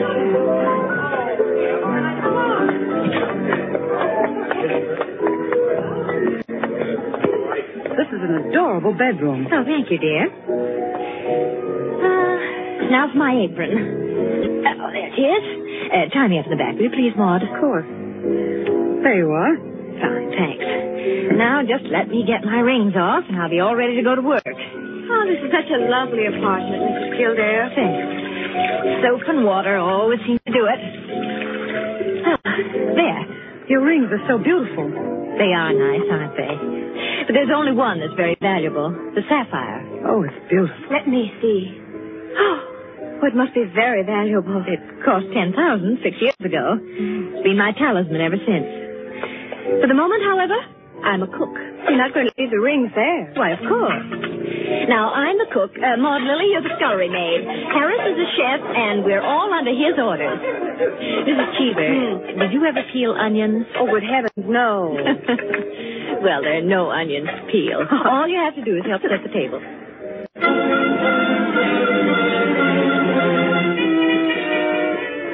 Under their hostess's gay guidance, the 7 guests began to circulate busily through the room, laying the table, grouping the chairs, opening bottles, and preparing the material for the chafing dishes.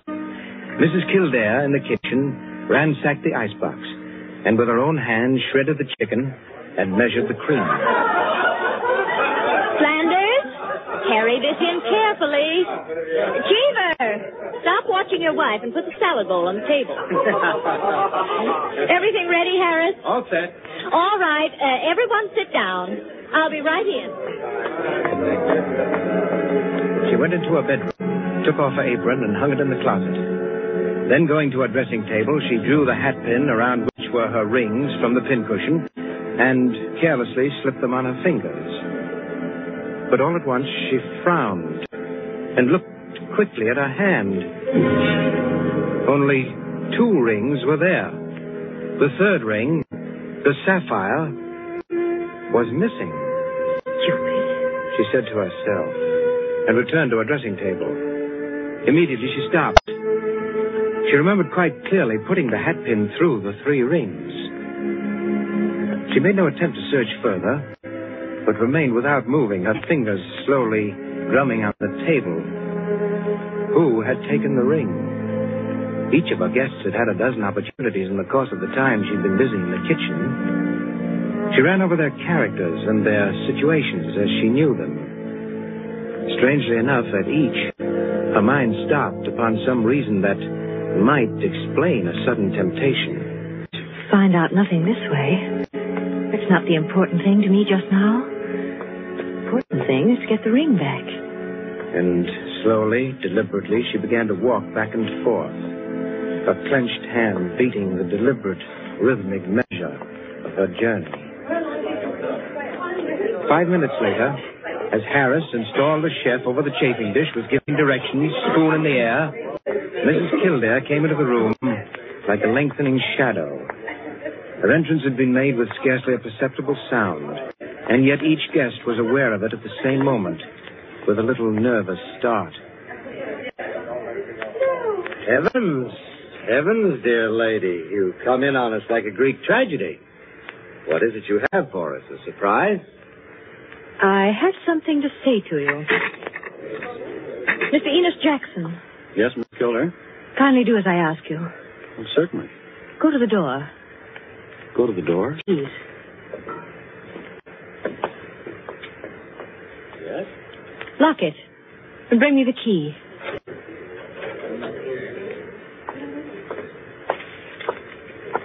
There you are. You've locked it? As you wish me to. Thank you. Now, the bedroom door. Would you do the same? Sure.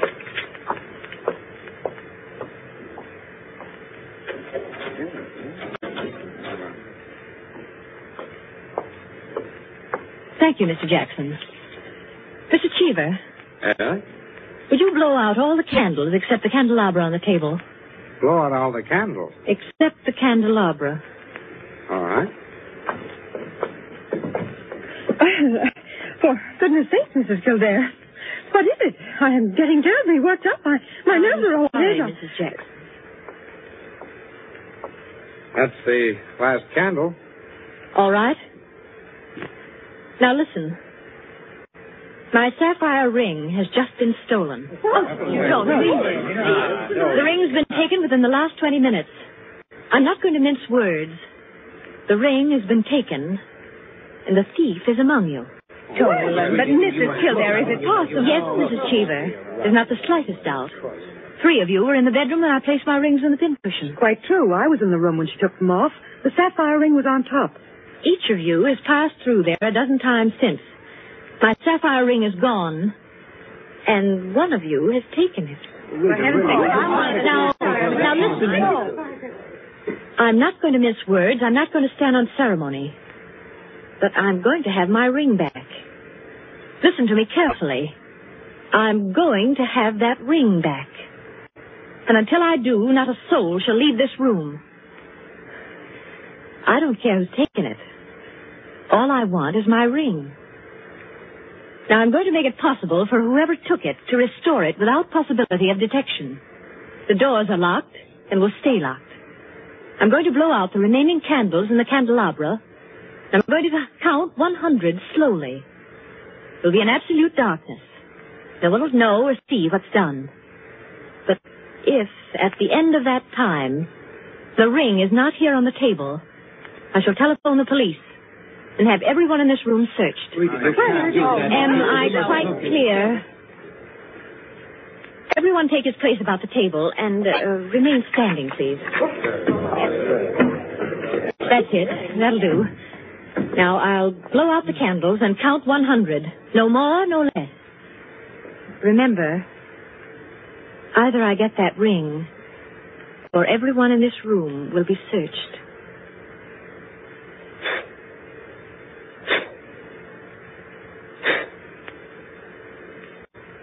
One, 2, 3, 4, 5, 6, 7, 8, 9, 10, 11, 12, 13, 14, 15, 16, 17, 18, 19, 20, 21, 22, 23, 24, 25, 26, 27, 28, 29, 30, 31, 32, 33, 34, 35, 36,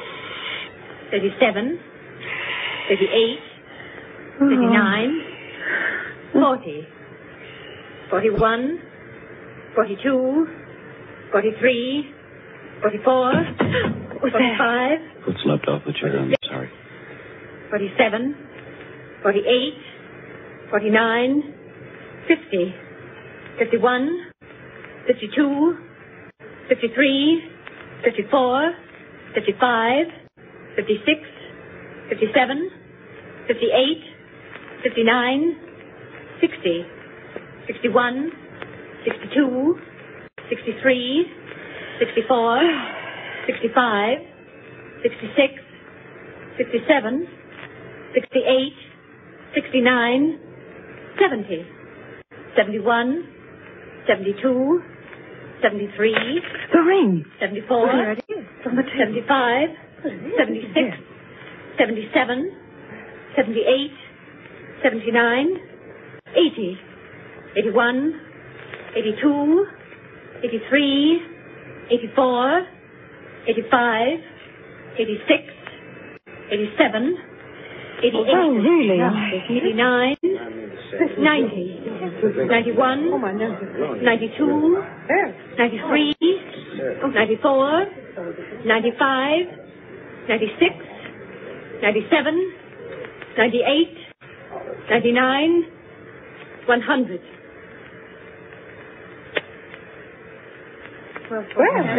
Mr. Cheever, you may hand it to me. Well, now that that's over, we can have a very gay little supper. The light, someone.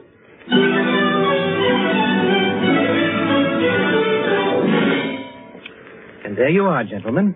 Oh, I say, Peters, that's not all. Absolutely. The story ends there? Story ends there. But who took the ring? What? You never found out? Never. No clue? None. I'm not sure I like the story. It's no story at all. Permit me, it is a story. And it is complete. In fact, I consider it unique because it has none of the banalities of a solution and leaves the problem even more confused than at the start. Well, I don't see... Of course you don't see, my dear Rankin.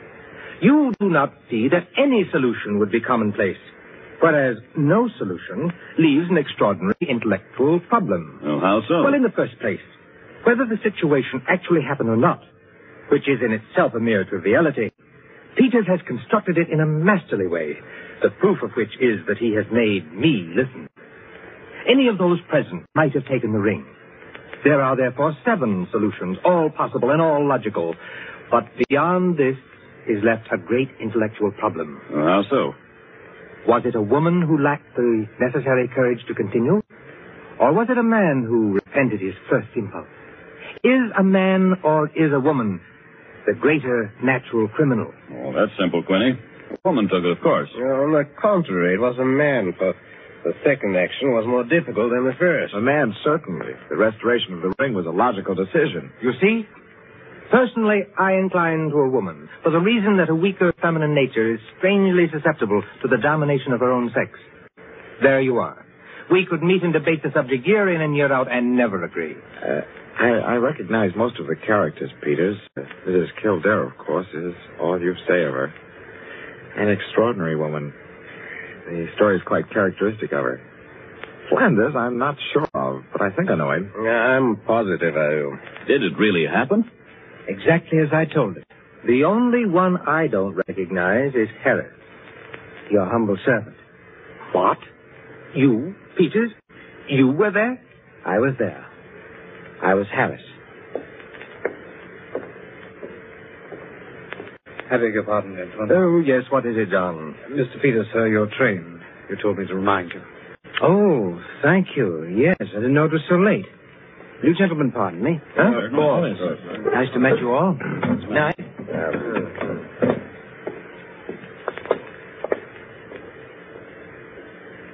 Curious chap. Extraordinary. Well, now, I wonder. I wonder if we're wondering the same thing, gentlemen.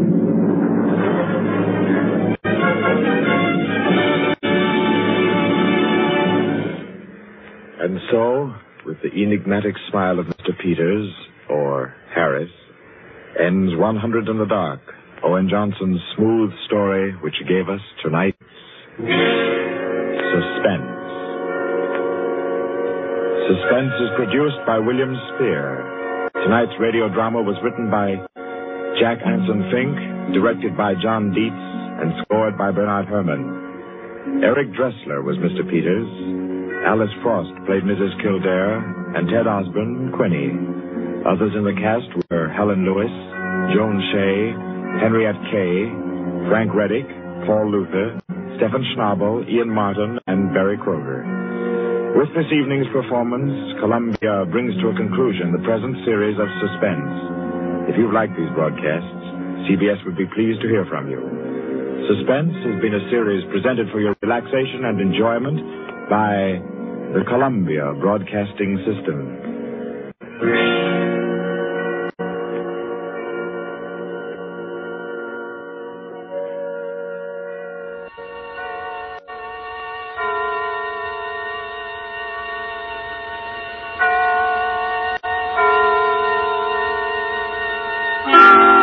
Suspense.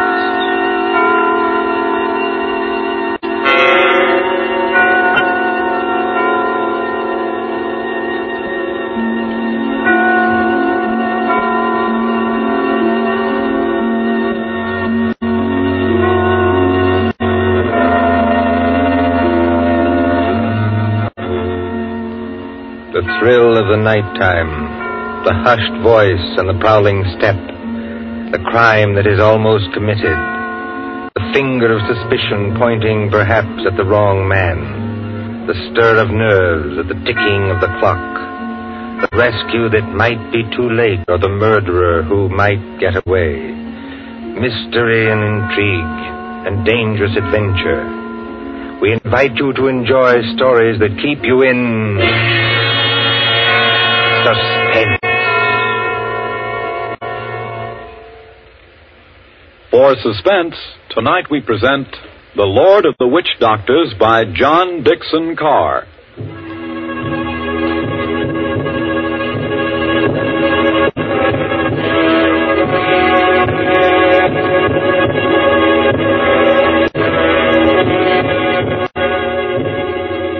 The drums were beating that night. The Lord of the Witch Doctors was on his way. 20 miles off the East African coast, fanned by the blistering heat of the Indian Ocean, lies the island of Zanzibar. Here, many years ago... To be exact, in the year 1889. 3 nations were rivals for trade. At Mogadishu were the Italians. A mixed population boiled along that coast, Portuguese, Arabs, Swahili. On the island itself, Sayyid Khalif, Sultan of Zanzibar, ruled the remains of a once mighty empire. Mohammedan Bantus of the tribe of Zeng. Look over there, in the moonlight. That white building, patched and rotted, was the palace where Sayyid Khalif lived with his fat wives and his captive lion. Not far away on the hill overlooking the harbor stood the British Residency. The British resident, or crown official, held uneasy sway against German and Italian influence. And at the Residency on that hot night long... Martha. Yes, Father? Come away from the windows, please. But, Father, those drums are on the mainland. Never mind. 20 miles from here. I'd rather you stood back. It's the fires I don't like, sir. You can see the red light all this distance. They're having a beano of some kind. You'd better stand back, too, Mr. Harris. Oh, look here, sir. Yes, Mr. Harris? I've been your diplomatic attaché in this place for 3 years. Couldn't you call me by my first name in private? Just as you please. Lower the sun blinds and turn down the wick of that lamp. You don't think there's any danger? There's no danger whatever, but... Hero seems terribly restless tonight. Only natural, my dear, with the drums going. Everybody seems restless. This has been going on for days. You begin to get in your nerves. So you feel it too, eh? And I do wish Sayyid Khalif wouldn't tease Nero. Jab at him with the meat fork and that kind of thing. If that lion ever got loose... Nerves, my dear, nothing but nerves. Let's face it, sir. There's something very queer going on over on that mainland. Well, suppose there is. All we know is what Nyoka knows. This great witch doctor, whoever he is, has been making a triumphal progress to the coast. The whole bush is afraid of him. You alarm me. Nyoka says he's got horns. Can make himself 7 feet tall. Like stretching an accordion. Oh, really, Bill Harris? Well, I don't say I believe it. I say it might be dangerous. Now, for instance, could this be one of Dr. Schmidt's tricks? Dr. Schmidt is a friend of ours. Yes, he's also head of the German East Africa Company. Dr. Schmidt is a gentleman. Look at that coast over there. He's got every native chief in his pocket. Dr. Schmidt assured me that the German emperor has no more territorial claims in East Africa. We get our trade concessions from Sayyid Khalif. Sayyid's our only friend, but we can't even be sure of him. The Germans give him trade gin and a grand piano. The Italians give him 3 new wives for his harem. What do we give him? I have no instructions from London about the situation in this island. No. Somebody in Whitehall probably forgot to post them. For the last time, Mr. Harris, I will not hear His Majesty's government criticized like that. Sorry. These things take time. If there's any danger, we'll be notified in due course. Listen. Oh, they're only our own natives. They beat their own drums, you know. Somebody went past that window. That's probably only Nyoka, my dear. Surely you're not afraid of our own servant. No, but Master! Nyoka, listen to me. Don't hang on to that big curtain. You'll pull it down. Now stand up straight and tell me. What is it? He here, Bwana. He here, yes, please. Who's here? Big witch doctor here, yes, please. He come up past in moonlight. He walk slow, boom, boom. He got big teeth eat with. He outside front door now. What was that? The drums have stopped. Nyoka's right, sir. We have got a visitor. There's somebody coming down the hall. Better turn down that lamp, Martha. I can't seem to find the lamp. My fingers are all thumbs. There's a revolver in the table drawer behind you, sir. I don't need it. Stand perfectly still, all of you. Now, please, friends all, don't be alarmed. Are you English? That's right, miss. Born and bred in Stretton. Which of you is the British consul? I am the British resident, sir. My name is Richardson. May I ask the meaning of this tomfoolery? Well, that's just what I'm here to tell you. Or maybe I'd better show you.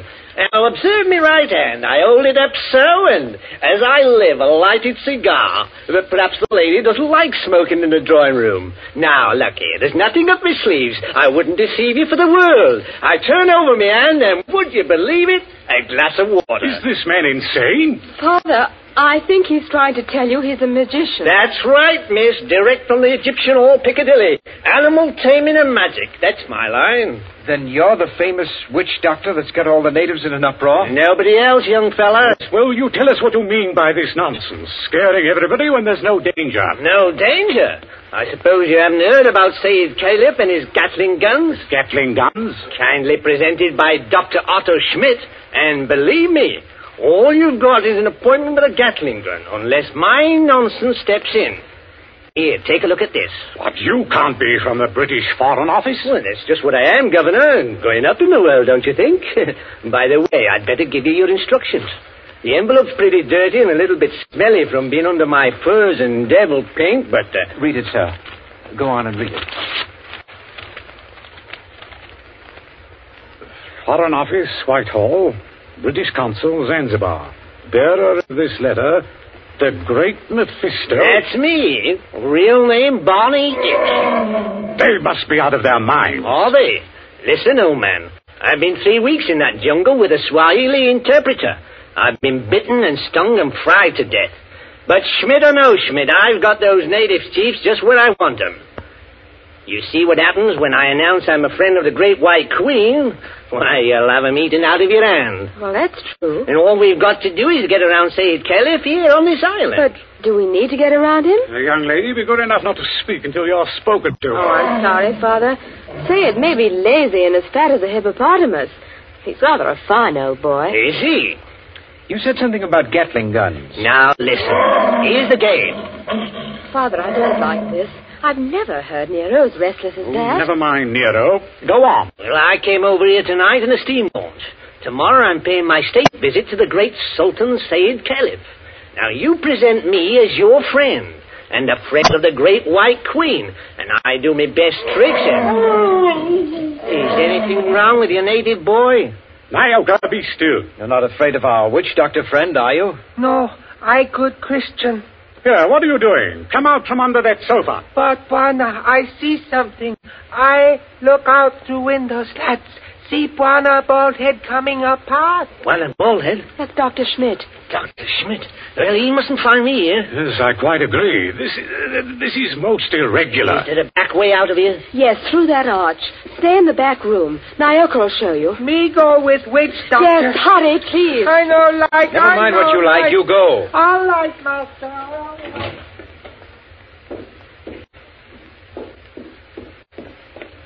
It's all right. They've gone. Yes, about time, too. Well, good evening, Dr. Schmidt. Pleasure to see you. Always a pleasure to see you. My friends, I wish I could say it was such a pleasure to see you. Isn't it, Doctor? This at any time but now. Do not mistake me, I beg of you. No, it is that confounded line, Nero. Always I say it will happen, and now it has happened. What about Nero? My friends, I regret. He has made his kill. He has tasted blood. What's that? You permit that I sit down and take off my sun helmet. I am not young, and I'm tired. It's not Sayyid Kelly. Yeah, it is so. He has teased that line once too. Oh, poor old boy. He was our friend. He's not dead. Yeah, I regret. Yeah, he is dead. The Sultan of Zanzibar is dead. Good God. But how did the lion ever get at him? He drank too much pumba. That was his trouble. He got drunk and think he can do too much. So he opened the door and go into the lion's cage. Into the cage? Yeah, would you believe it? Not easily. But it is true. Over the palace there's what you call gnashing of teeth. His son Nobius in tears. Did you see this happen, Doctor? No. I go there later and they tell me it. It's all the worse because of some foolish story. Doomhead story. That he has been struck over the head and thrown into the cage by someone who did not like him. Well, that's more likely if you ask me. My friend, it is foolishness. Everybody liked old man. He was a father to his people and a kind friend. Doctor, are you telling us that Said may have been put into that cage unconscious? It is what one African soldier says, yeah. Well, then he may still be alive. Alive? It is impossible. Well, it's more than possible. A lion may maul an unconscious man, but it doesn't often kill him. This is vital. Vital to Said himself and others as well. You're a doctor. Can't you go and make sure? My friend, I regret. I am not that kind of a doctor. Harris, you may be right. I think I'd better go myself. Yes, that's a good idea, sir. I'll stay here and entertain Dr. Schmidt. Unless, of course, he wants to go, too. No, I think. I do not like sights of that sort. I have a tender heart and I have illnesses. Besides, you can do nothing. I tell you, he is dead. We'll see. Martha, you'd better come with me. Your nurse's training may be of some use at last. Of course. Hadn't we better go the back way and speak to Nyoka? Yes, Nyoka mustn't be troubled in that back room. A very good evening to you, Dr. Schmidt. Mr. Harris, they have good hearts, but they're so foolish. I would give my own right arm to aid that poor man. But, well, we must have philosophy. We must cheer up and bear it. Yes. Now, Doctor, we're all alone. So we are. We must sit down and have a nice, comfortable chat. Yes? Definitely, yes. All right. I wanted to have a word with you anyway. So? About what, Mr. Harris? Oh, various things. I am happy to give you all the time in the world. I like talking to young people. It makes me feel young again myself. Like, Nobi? Nobi? Said Khalif's eldest son, the new Sultan. One fine young man. For a savage. Yes, but weak, easy to manage, and very fond of his father, too. It's a wonder he didn't have the lion shot after they got the body away. Shot with what, my friend? I beg your pardon, Emil. I do not consider the matters funny. No. But shot with what? These brutes, they have nothing but muzzle-loading muskets. Kill nearer with those? No. Suppose they had Gatling guns. Pardon? Just suppose that, of course. Of course. Well?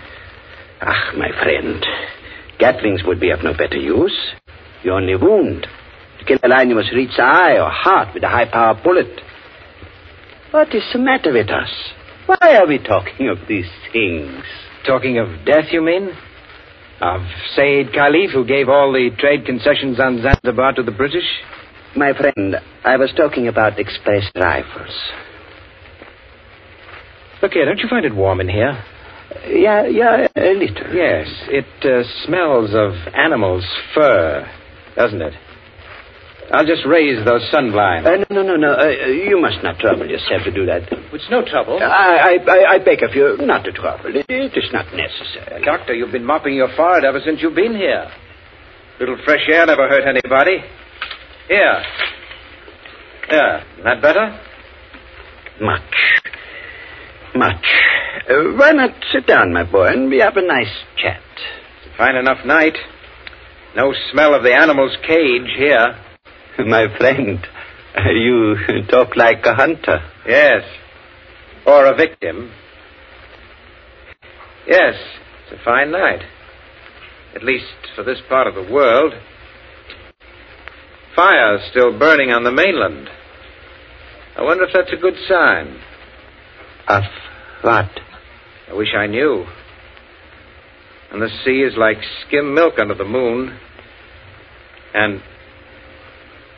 Good Lord. What is it? What make you jump? Look there, in the harbor. My friend, I see nothing. Perhaps if I take off my spectacles and wipe... Why, man, you must see it. In the harbor, out at the left there, beyond the shadow of those big palm trees. Don't you see our riding lights? It looks like... By George, it is. It's a warship. It is only a German gunboat, my friend. Only a very little German gunboat. German gunboat? My friend, you must not be so distrustful. That is not kind. Oh, well, let me get a telescope. But I tell you who she is. It is nothing. She is on what you call a goodwill tour. You're not angry, Angry? My friend. I did not know. I could not guess. That is, the Englanders are hard to understand. We know that ourselves. I tell you something in confidence. The Germans are sensitive. The British objected. The natives feel too strong. I tell the gunboat to go away. I fire an express rifle. It has a sound. Boom! You cannot mistake for another. That is why I think of an express rifle. But if nobody will object... Why, not the least bit. Tell me, Doctor, do you like it here on this island? Well, just not Berlin. Don't you ever want to get away from a forsaken mud heap like this? My friend, I am a German. My duty is here, as I stay here. Yes, I know. Between ourselves, that's exactly my position. But you are young. That's not the point.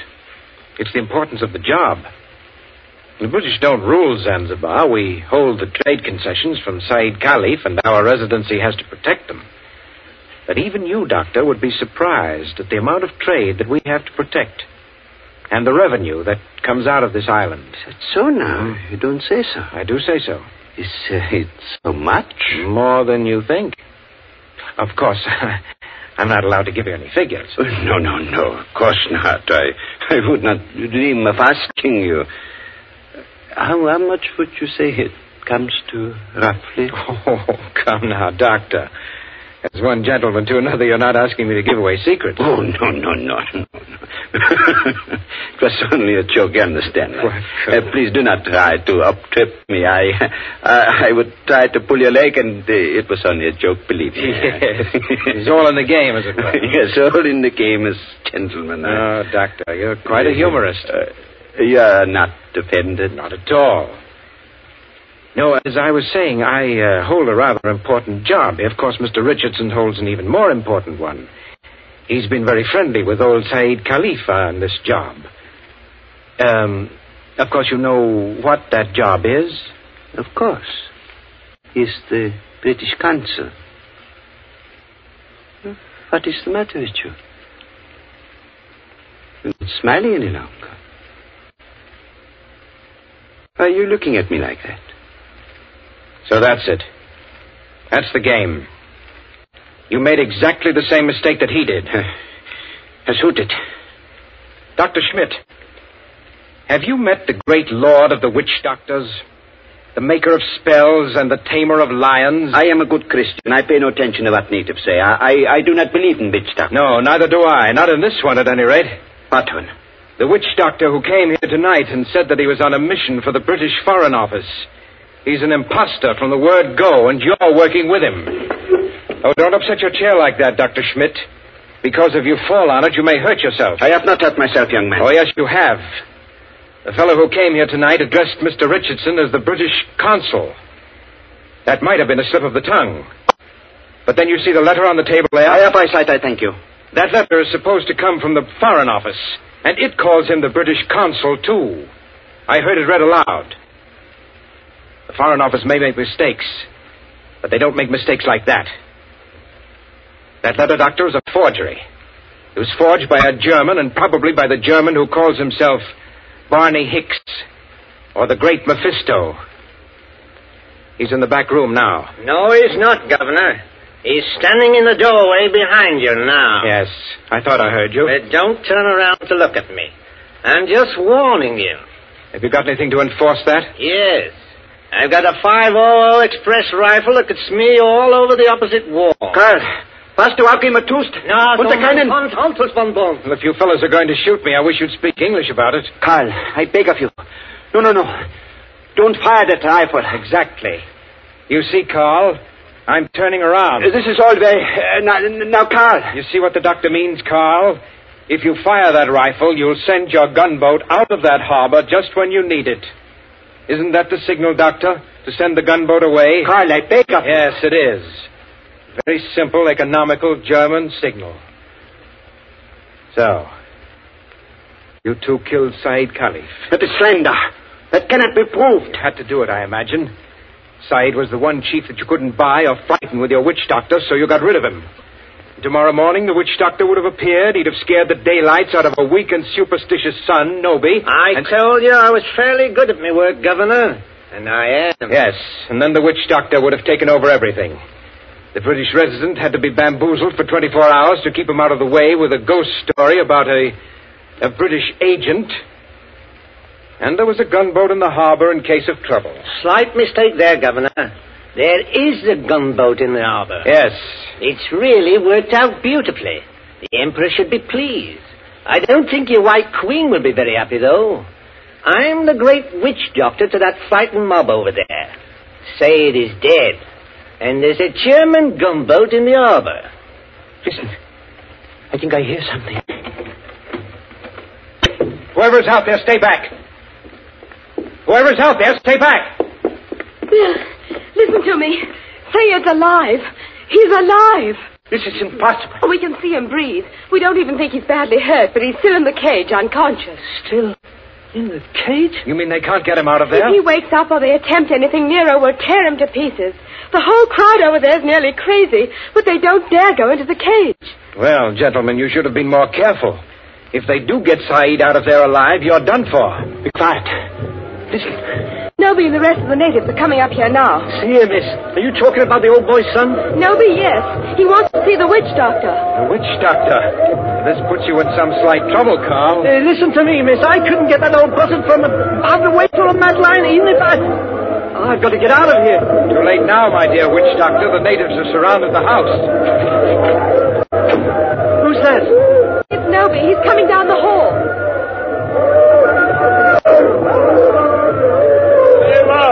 Abu do sabe. I Noby. Speak white language. Carry Sultan's wand. Witch doctor? Much respect. Fallen floor. Go ahead. Play your part, Carl. Play your ruddy part. Get up again. Great medicine man. Father hurt. Encaged with lion. You come. Say something, Carl. You can't be a dumb wizard. You come. My dear Noby, my friend, the witch doctor can't understand you. Hey, witch doctor. Not speak everything. Bad witch doctor. No, it is not that. He does not hear you. He's in another world.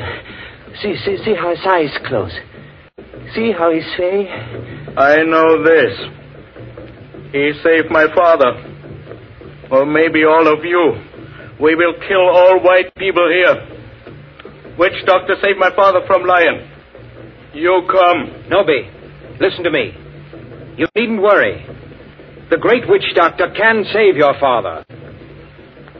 Go in cage? No, not go in cage. Strike with fire? Yes, that's it. Strike with wizard fire. Open heaven. Flash great light. Nero scream and die. Father saved. Carl, you must not save him. If he remain alive, he will talk. Then the natives will know. You not want to save father? The witch doctor does want to save your father, Noby. You see that gun under his arm? Gun? Gun no good. Not use gun. Only wound lion. Lion in pain till father. No, that's not like your muskets, Noby. It's an express gun. It's a magic gun. Magic gun? Listen, Noby. Magic gun save your father with one shot. Just like that. Lion fall over dead. Your father well again. And our friend. We use gun. Give me gun. No, you could not use it, Noby. The witch doctor can use it best. Tell him to use it. Tell him to be sure that he hits the lion. Look here, Harris. I've had enough of this. Yes, Noby. If he wants to hit Nero with that white fire, he can strike the lion dead before you could wink your eyes. Then do. You'd better try it, Carl. And you'd better not miss him, or you know what'll happen to every white person in this room. My hands are shaking. Magician with shaky hands? That won't do. I take your shoulder. You follow. Yalla, Ngomba.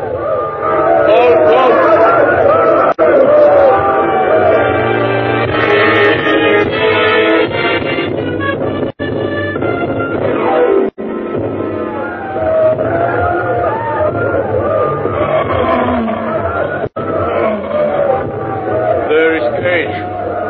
by palace door. All court over river, bright as day. 1,000 torches, all make light. Now do. Now do.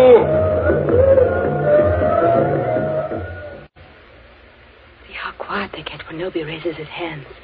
They're praying. So are we. Won't do it. You better. I told you that. They're out of hand now. If you miss, you're no witch doctor.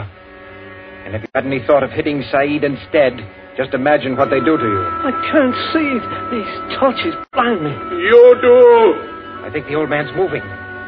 If he stirs, the lion will kill him. You know what that means.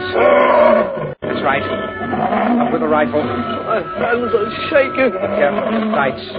It's a point-blank shot. No. Allah! Who called? All right, Nobi. The lion is dead. They can go in and carry your father out now. Lion dead? German magic.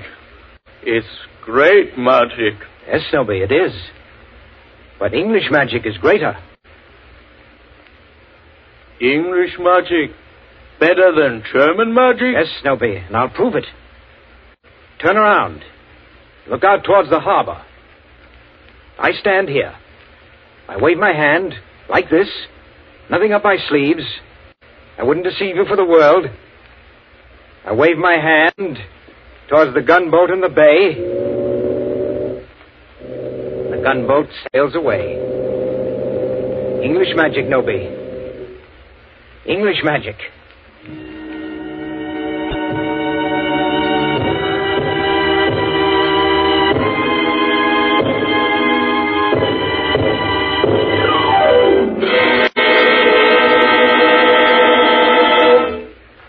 And so ends The Lord of the Witch Doctors.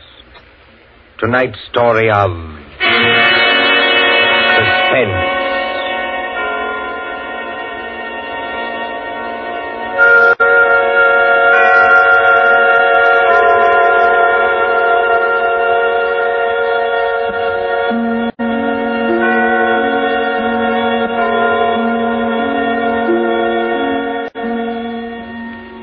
Next Tuesday, when CBS again brings you Suspense, our story will be The Devil in the Summer House. The broadcast for next week only is scheduled for 10 p.m. Eastern Wartime, a half hour later than usual.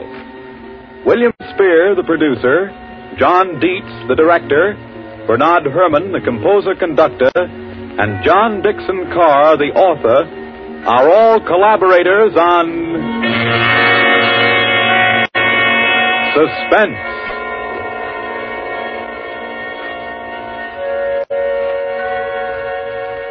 This is the Columbia Broadcasting System.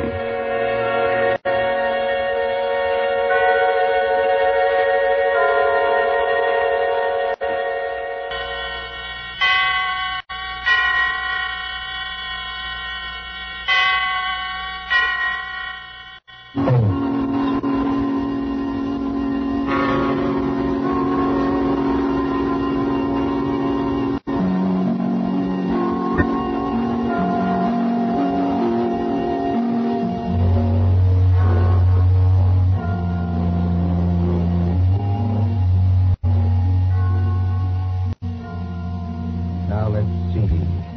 Suspect, suspectant, suspend. Here we are. Suspense. The condition of mental uncertainty, usually accompanied by apprehension or anxiety. Fear of something which is about to occur as, do not keep me any longer in suspense. For our story of suspense tonight, we invite you to enjoy The Devil in the Summer House by John Dixon Carr.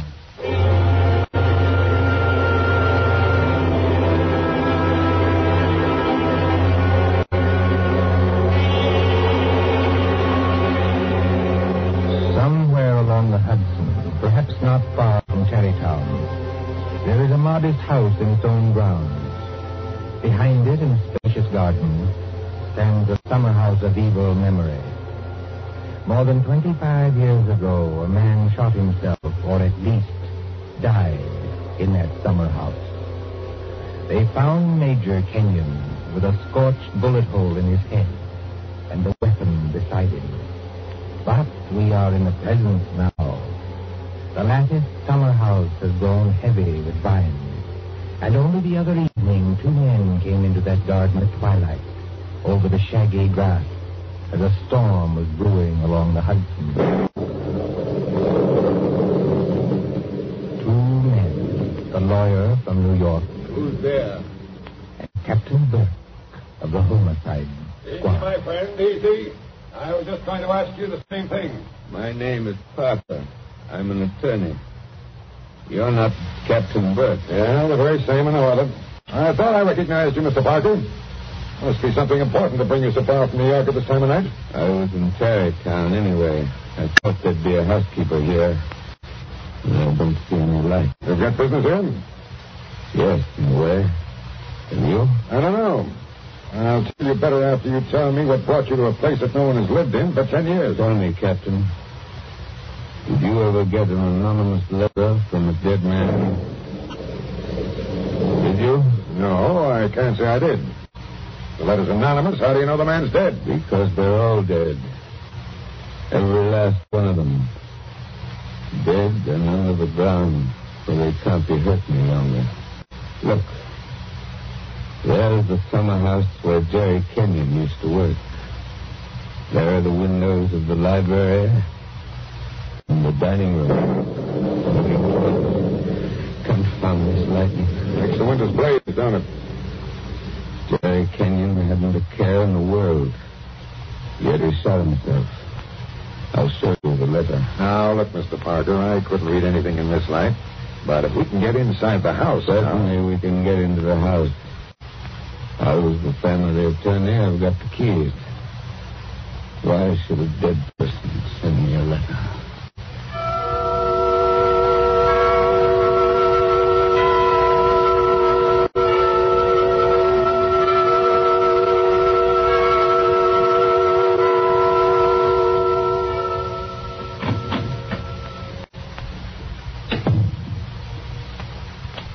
The light's working, eh?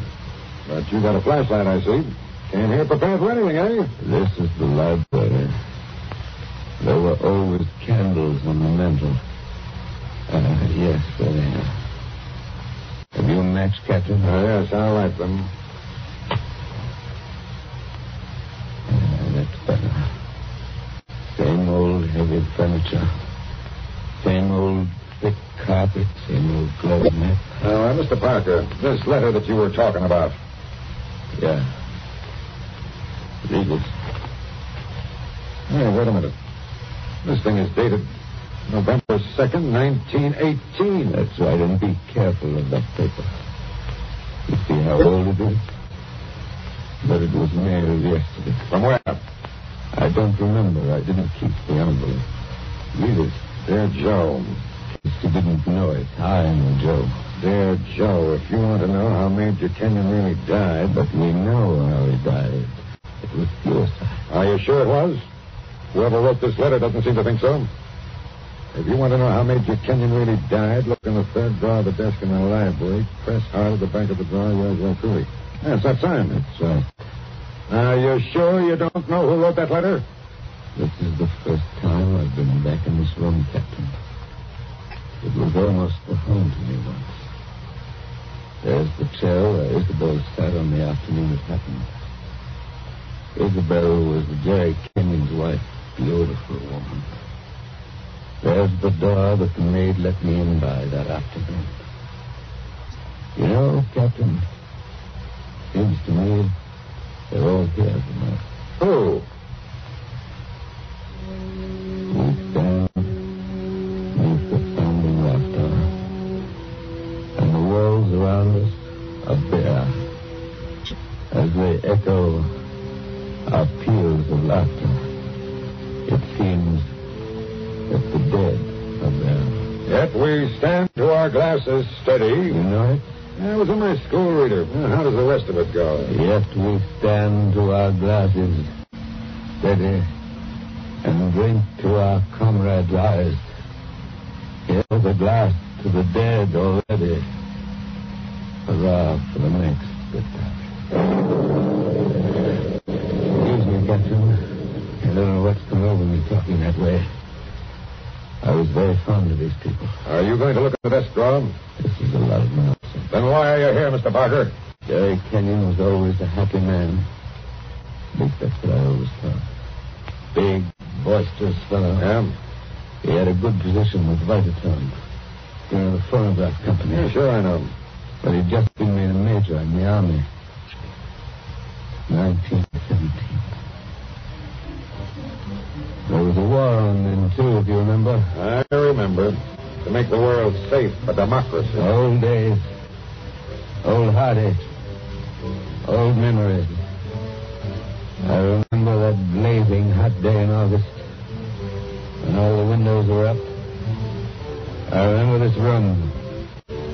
And Isabel, that was Jerry's wife, sitting in that chair, knitting. I remember...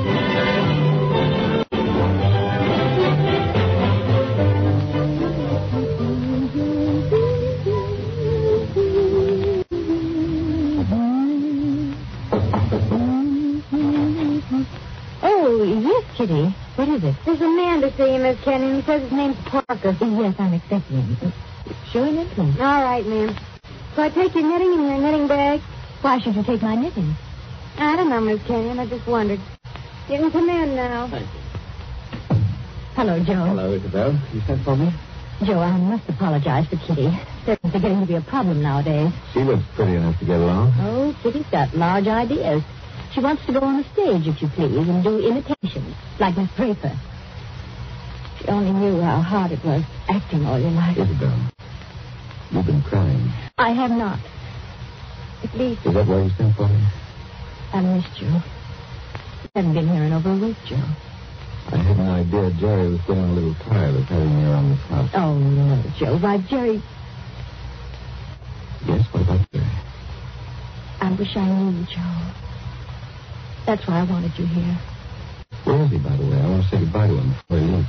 He's probably out in the summer house where he works with all those papers. He's got a lot of work to catch up with. He's going overseas tomorrow. Listen. He's out there. He's been out there all day. His last day here. I've been alone. That sounded like a shot. Yes, it was a shot, Jerry dear.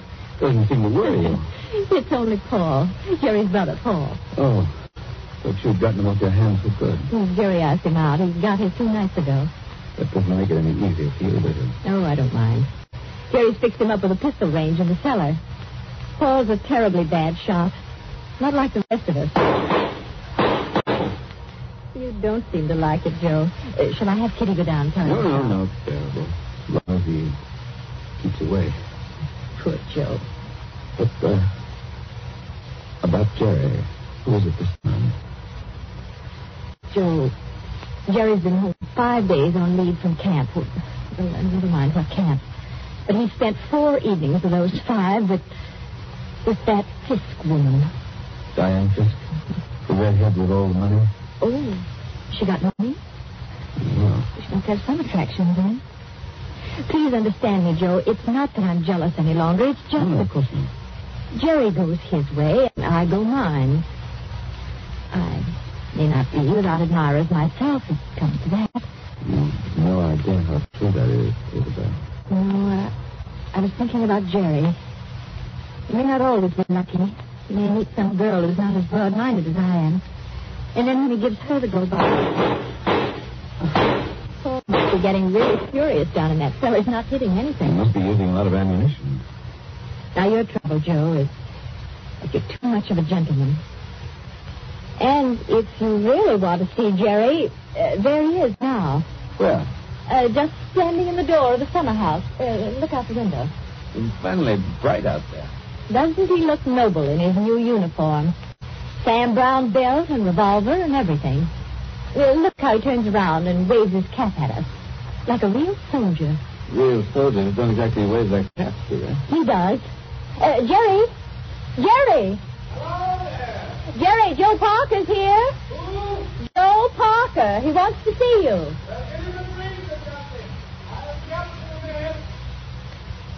Into the summer house again. Not a care in the world, Now, Henry. listen, Isabel, you've got to slow down. You'll be crying again. Come on over here and sit down. The light hurts my eyes, that's all. Roland will just hold these blinds. You'll still be able to see. There, how's that? It's better, thanks. Now, can I get you anything? Oh, no, you heard the Great White Chief's orders. I'm to get you something. What do you have, your highball? Don't bother with that. Oh, it's no bother. Everything's out in the dining room here. The Iceman didn't deliver today of all days, so I'm afraid I can't give you any ice. I read in the paper yesterday that we're likely to have automatic ice boxes any day now. Things that freeze ice by electricity or something. Do you believe that, Joe? I doubt it. Listen, Isabel. Here you are. Not cold at all. It's the best I could do. Thank you. What I wanted to say was, couldn't you get that brother of yours to give up practicing now? Hasn't he done his good deed for the day? Yes, maybe he has. I'll ring for Kitty. You don't have to call me, Miss Kenyon. I'm here. Oh, yes, Kitty. What is it? It's only to tell you there's another visitor. This time it's a woman. Lady Kitty. Call her a lady, please. No. Maybe. She says her name's Diane Fisk. Kitty, tell the lady I'm not in. Lady. She's a fine lady. I don't want her truth, my dear. I don't want her truth. Anyway, it's too late, Miss Kenyon. She's coming down the hall now. My dear Mrs. Kenyon. How do you do, Diane? This is a friend of ours, Miss Parker. Now, I don't want to intrude, really. I don't. I wouldn't intrude for worlds, especially on a day like this. Isn't it awful? But your husband simply insisted, my dear Mrs. Kenyon. He simply wouldn't take no for an answer. I'm sure he wouldn't. And do you know what he's brought from his office as a surprise? No. A phonograph recording machine. He's going to let us use it. So that we can all hear ourselves talk twice. How nice. Heaven's name, can't somebody stop that firing? Don't fly off the handle. Take it easy now. Kitty. Yes, ma'am. Would you please go down the cellar and tell Mr. Kenyon's brother he's driving us all crazy. Tell him to stop. Yes, ma'am. My dear Mrs. Kenyon, I do hope I haven't offended you in any way. I know I'm a silly little chatterbox. They say people who have red hair often are. Because at your age, you must find the heat very trying. Don't you think we'd all better sit down? I was very much interested in what Miss Fisk said about a phonograph recording machine. Mrs. Kenyon was just talking about a machine to make ice. Yes. Isn't science wonderful? But I do think it was neat of Major Kenyon to invite me out here and then go and fall asleep in the summer house. Did you say fall asleep? Yes, of course. How did you know? Well, I came up the back way and I saw him in the summer house with his head forward on the table, taking a nice little snooze. It's very queer. Of course, you couldn't see much except in the bright light of the door, but I think I saw him there. I didn't disturb him, naturally. But I think I'd better disturb him. Oh, now, please don't trouble on my account. The fact is, my dear, I don't altogether trust myself in this room. A woman of my age has to conserve her strength, you know. So if you'll just excuse me. Well, of course, if you... Oh, dear, I just can't think what I'm always saying because I have the best intentions in the world, Mr. Barker, but... Parker. Yes, Parker, but I do somehow manage to offend people being so dependent and everything. Except the men, of course. I couldn't offend you, Mr. Barker. Parker. Now, could I? Madam, I'm not sure. Of course, the person I really came to see was Paul, Mr. Kenyon's brother. He's a little young, of course, but he's joining up next month, and I think we should all do our bit, don't you? He has such a pleasant personality. I think he likes me. Why, if he walked in that door this minute... Now, how am I ever going to get any place? Someone's always interrupting my revolver practice just when I'm getting to the point where I... Oh. Why, Paul. Good Lord, are you here again? You're a very untidy object, Paul. It's pretty untidy in this cellar. And dirty. I've got cockroaches on me, so keep away. Did you have a good day shooting? Swell. One of the best. Hit the target? On the only shot that mattered, I hit the target dead center. That sounded like Isabel. I think it was Isabel. Why have you got those blinds down? Get them up. What is it? What's wrong with you? What are you looking at through that window?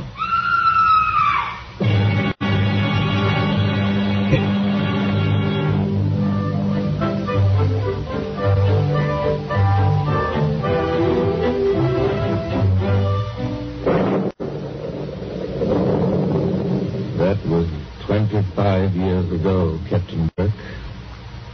We found Jerry Kenyon lying across the table in the summer house. He'd shot himself through the head with his own revolver in the holster. It was lying on the floor beside him. Shot us, anyway. I see. When Isabel found him, he'd been dead about half an hour. The doctors proved that, did they? Yes, that shot had been fired against his head. The front of his uniform cap was powder burned where the bullet entered. There's no doubt about that. No, not at all.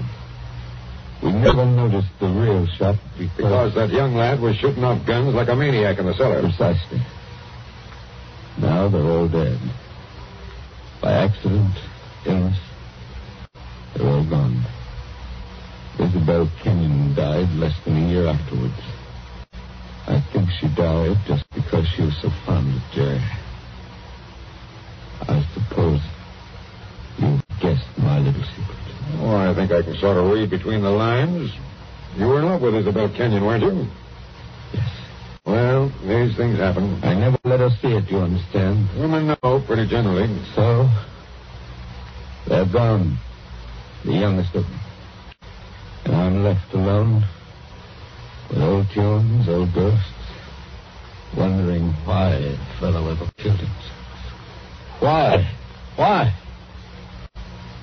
And this morning, out of a clear sky, I get a letter saying, if you want to know how Major Kenyon really died, look in the third drawer of the desk in the library. But I tell you, we know how he died. Well, aren't you going to do it? Naturally. I've got a key somewhere here that fits the drawer. Now, listen, Mr. Parker. In my father's country, in Ireland, they got a saying that when a man's going to commit suicide... I thought of doing it, too. Then the devil comes in and takes him by the hand and talks to him. They say you can see the devil as plain as I see you, just before you pull the trigger. The devil must have been in the summer house that afternoon. Oh, no, he wasn't. What do you mean? Major Kenyon didn't kill himself. He was murdered. My dear Captain Burke, the police covered all that at the time. Everybody had an alibi. They did they? Well, think of what I've told you. Isabel and I were together all the time. Paul, her brother, was shooting off guns in the cellar. Yeah? Diane Fisk? Yeah, what about her? Her chauffeur who drove her there swore he saw her walk straight up to the place. She passed the summer house, but didn't stop there. Well, that checks. Even Kitty the maid could prove she'd never stirred out of the house until just a minute or so before Isabel went herself. Oh, and why did the maid have to leave the house at all? She was taking Jerry the black coffee he drank every afternoon. He'd already been dead half an hour then. And that, my dear Captain, disposes of everybody. Well, now listen, Mr. Parker. You're a good guy, and I'm not going to hold out on you any longer. You see, I say Major Kenyon was murdered because I know he was murdered. By an outsider? By one of the people in the house. That's impossible. Is it? Well, why don't you open that desk drawer and see? What time is it? It's 8:45. 8:45? And I haven't got much time. But what? Holy St. Patrick, will you open that drawer? If it's waited 25 years, my friend, it can wait a minute more. I've got the key somewhere in this bunch. Everything the same. Paul never altered what he inherited. Same old desk, same old phonograph. Same old. I think this is the key. Yeah. It opens. There's nothing here except one or two old newspapers. Everything very dirty. The letter says to press hard at the back. Now, have you tried that? Doesn't seem to. Yes, by George, it does work. Well? There seems to be a movable back on a hinge. Well, what's inside? Some sort of flat brown paper parcel sealed with wax. And about as dirty as it can get. Open it, man. Open it. I'm going to. It's a phonograph. There's a plain, label. Something on it written in pencil. I don't see too well nowadays without my glasses. Here, give it to me. I'll read it to you. Go on. A record of how I killed Jerry Kenyon. Say, don't you get it, Mr. Parker? This is the real goods. The murderer's going to tell us his own story 25 years later. Be careful. Whatever you do, don't drop it. You seem to be interested enough now. I don't say I'm not interested. I say I can't believe it. You know, when you were talking about the dead coming back and that kind of thing, you sure started giving me goosepimples. But that's just what it is, a dead person. Now, there's the phonograph. Put that record on. Let's hear what the ghost says. Any of them could have made the record, of course. The apparatus was all here. Don't just stand there by the phonograph. Will it work? Yes, it works. Is it wound up? Yes, it's wound up. Here it goes. Now, look, Mr. Parker. Whose voice do you think it's going to be? I don't know. Now, I want to warn you. The voice you're going to hear from there... Please, be quiet. Listen. I've started it up. Well, speak up. Who killed Jerry Kenyon? I killed him, Joe, dear. What's it about? I'm sorry about it, Joe, but I had to have you for an alibi. And you were so terribly easy to It's fool. only a phonograph record, man. Don't look at it as if it was alive. You said you and I were always together, Joe, but that wasn't quite true. I left you to go into the dining room and mix a highball, remember? Yes. And I was carrying my big knitting bag. Remember that, too? And there was something else in it besides knitting. I'm an awfully good revolver shot, Joe. I told you we were all good except Paul.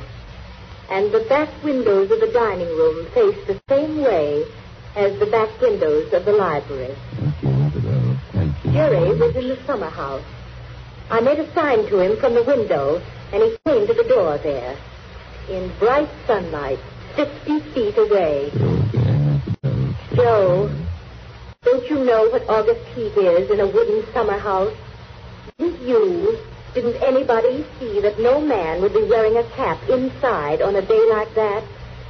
Jerry had taken his cap off before he went into the summer house. We saw him do it. He was bareheaded when he came to the door.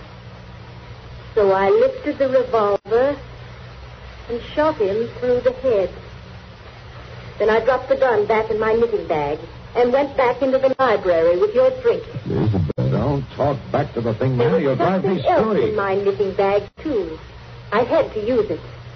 It was a duplicate of Jerry's army camp with a powder-burned hole already fired through it in the place I wanted. Very clever of you, Isabel. So I've been the goat for 25 I years. waited for some time and then slipped out to find the body.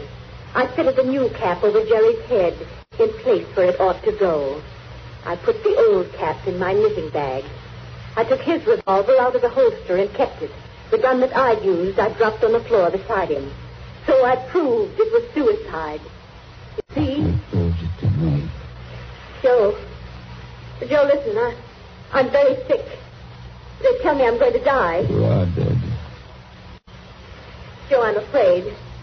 I'm going out in the dark, and I don't know what's there. Don't go away, Isabel. Come Joe, Okay, I've had just about enough of this. Joe, I want you to tell everybody about it. I want you to tell them how a poor, crazy woman couldn't stand that man any longer, and how... Yeah. It's cut off and it's going to stay cut off. Thank you. I've heard about enough, too. But you can't arrest her now, my friend. You can't arrest her now. After hearing that, I'm not going to arrest anybody. Tell me, Captain. Did you know what was on the record? No. That's why I had to hear it. I knew about it, but I wasn't sure what it had to say. But so help me, I never guessed how hard it would hit you. Man, don't you get it even yet? Yes, I get it. Oh, no, you don't. You don't see anything. That was how the fake suicide was managed, yes. That's just how it was all done, bar one or two little things. Only what? Only it wasn't Isabel Kenyon who committed the murder. Did I hear you correctly? You did? This is another one of your little jokes, I imagine. Can't you let me alone? Have you some kind of personal spite against me? What did I ever do? You're going to hear the real truth now if I have to hold you down in that chair. I know Mrs. Kenyon didn't kill her husband because I've just come from talking to the real murderer up the river. But they're all dead. Oh, no, they're not. And I haven't got much time either. That clock's just going to strike 8. What's the time got to do with it? Deal if you'll follow me. Mrs. Kenyon died less than a year after her husband, didn't she? Yeah. But it wasn't Mrs. Kenyon's voice you just heard in that record. What? I'm telling you, the real murderer hated her. Hated her like poison and wanted her blamed for the crime. When Mrs. Kenyon died, the real murderer wrote a letter. Well? But she never mailed that letter. She made a lying record of Isabel Kenyon's voice as evidence. Now you figure it out for yourself. Who was pretty enough to take Major Kenyon's eye and strike back like fury when she got thrown over? Who wanted to go on the stage and do impersonations? Kitty, the maid. Ah, you're talking sense. She shot Jerry from the dining room window. When she couldn't borrow Mrs. Kenyon's knitting bag, she went out to the summer house with a gun and the fake cap wrapped in a napkin on a coffee tray. She did go out, I remember. Actually, she got there before Mrs. Kenyon did. But the summer house was dark inside, and Mrs. Kenyon never noticed her.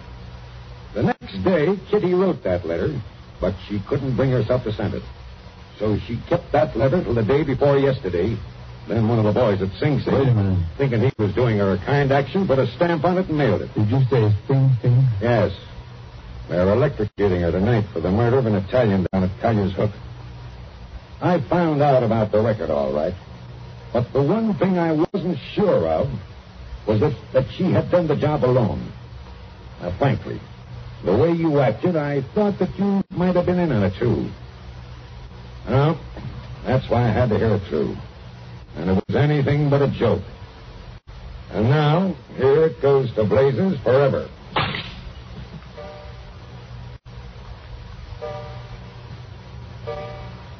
Eight o'clock. Now she's dead.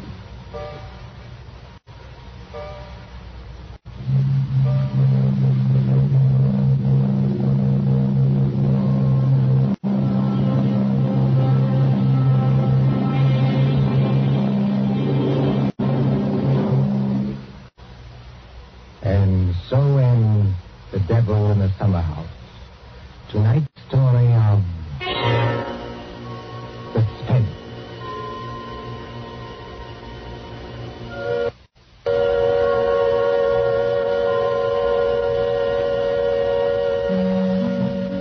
The part of Mr. Parker was played by Martin Gable.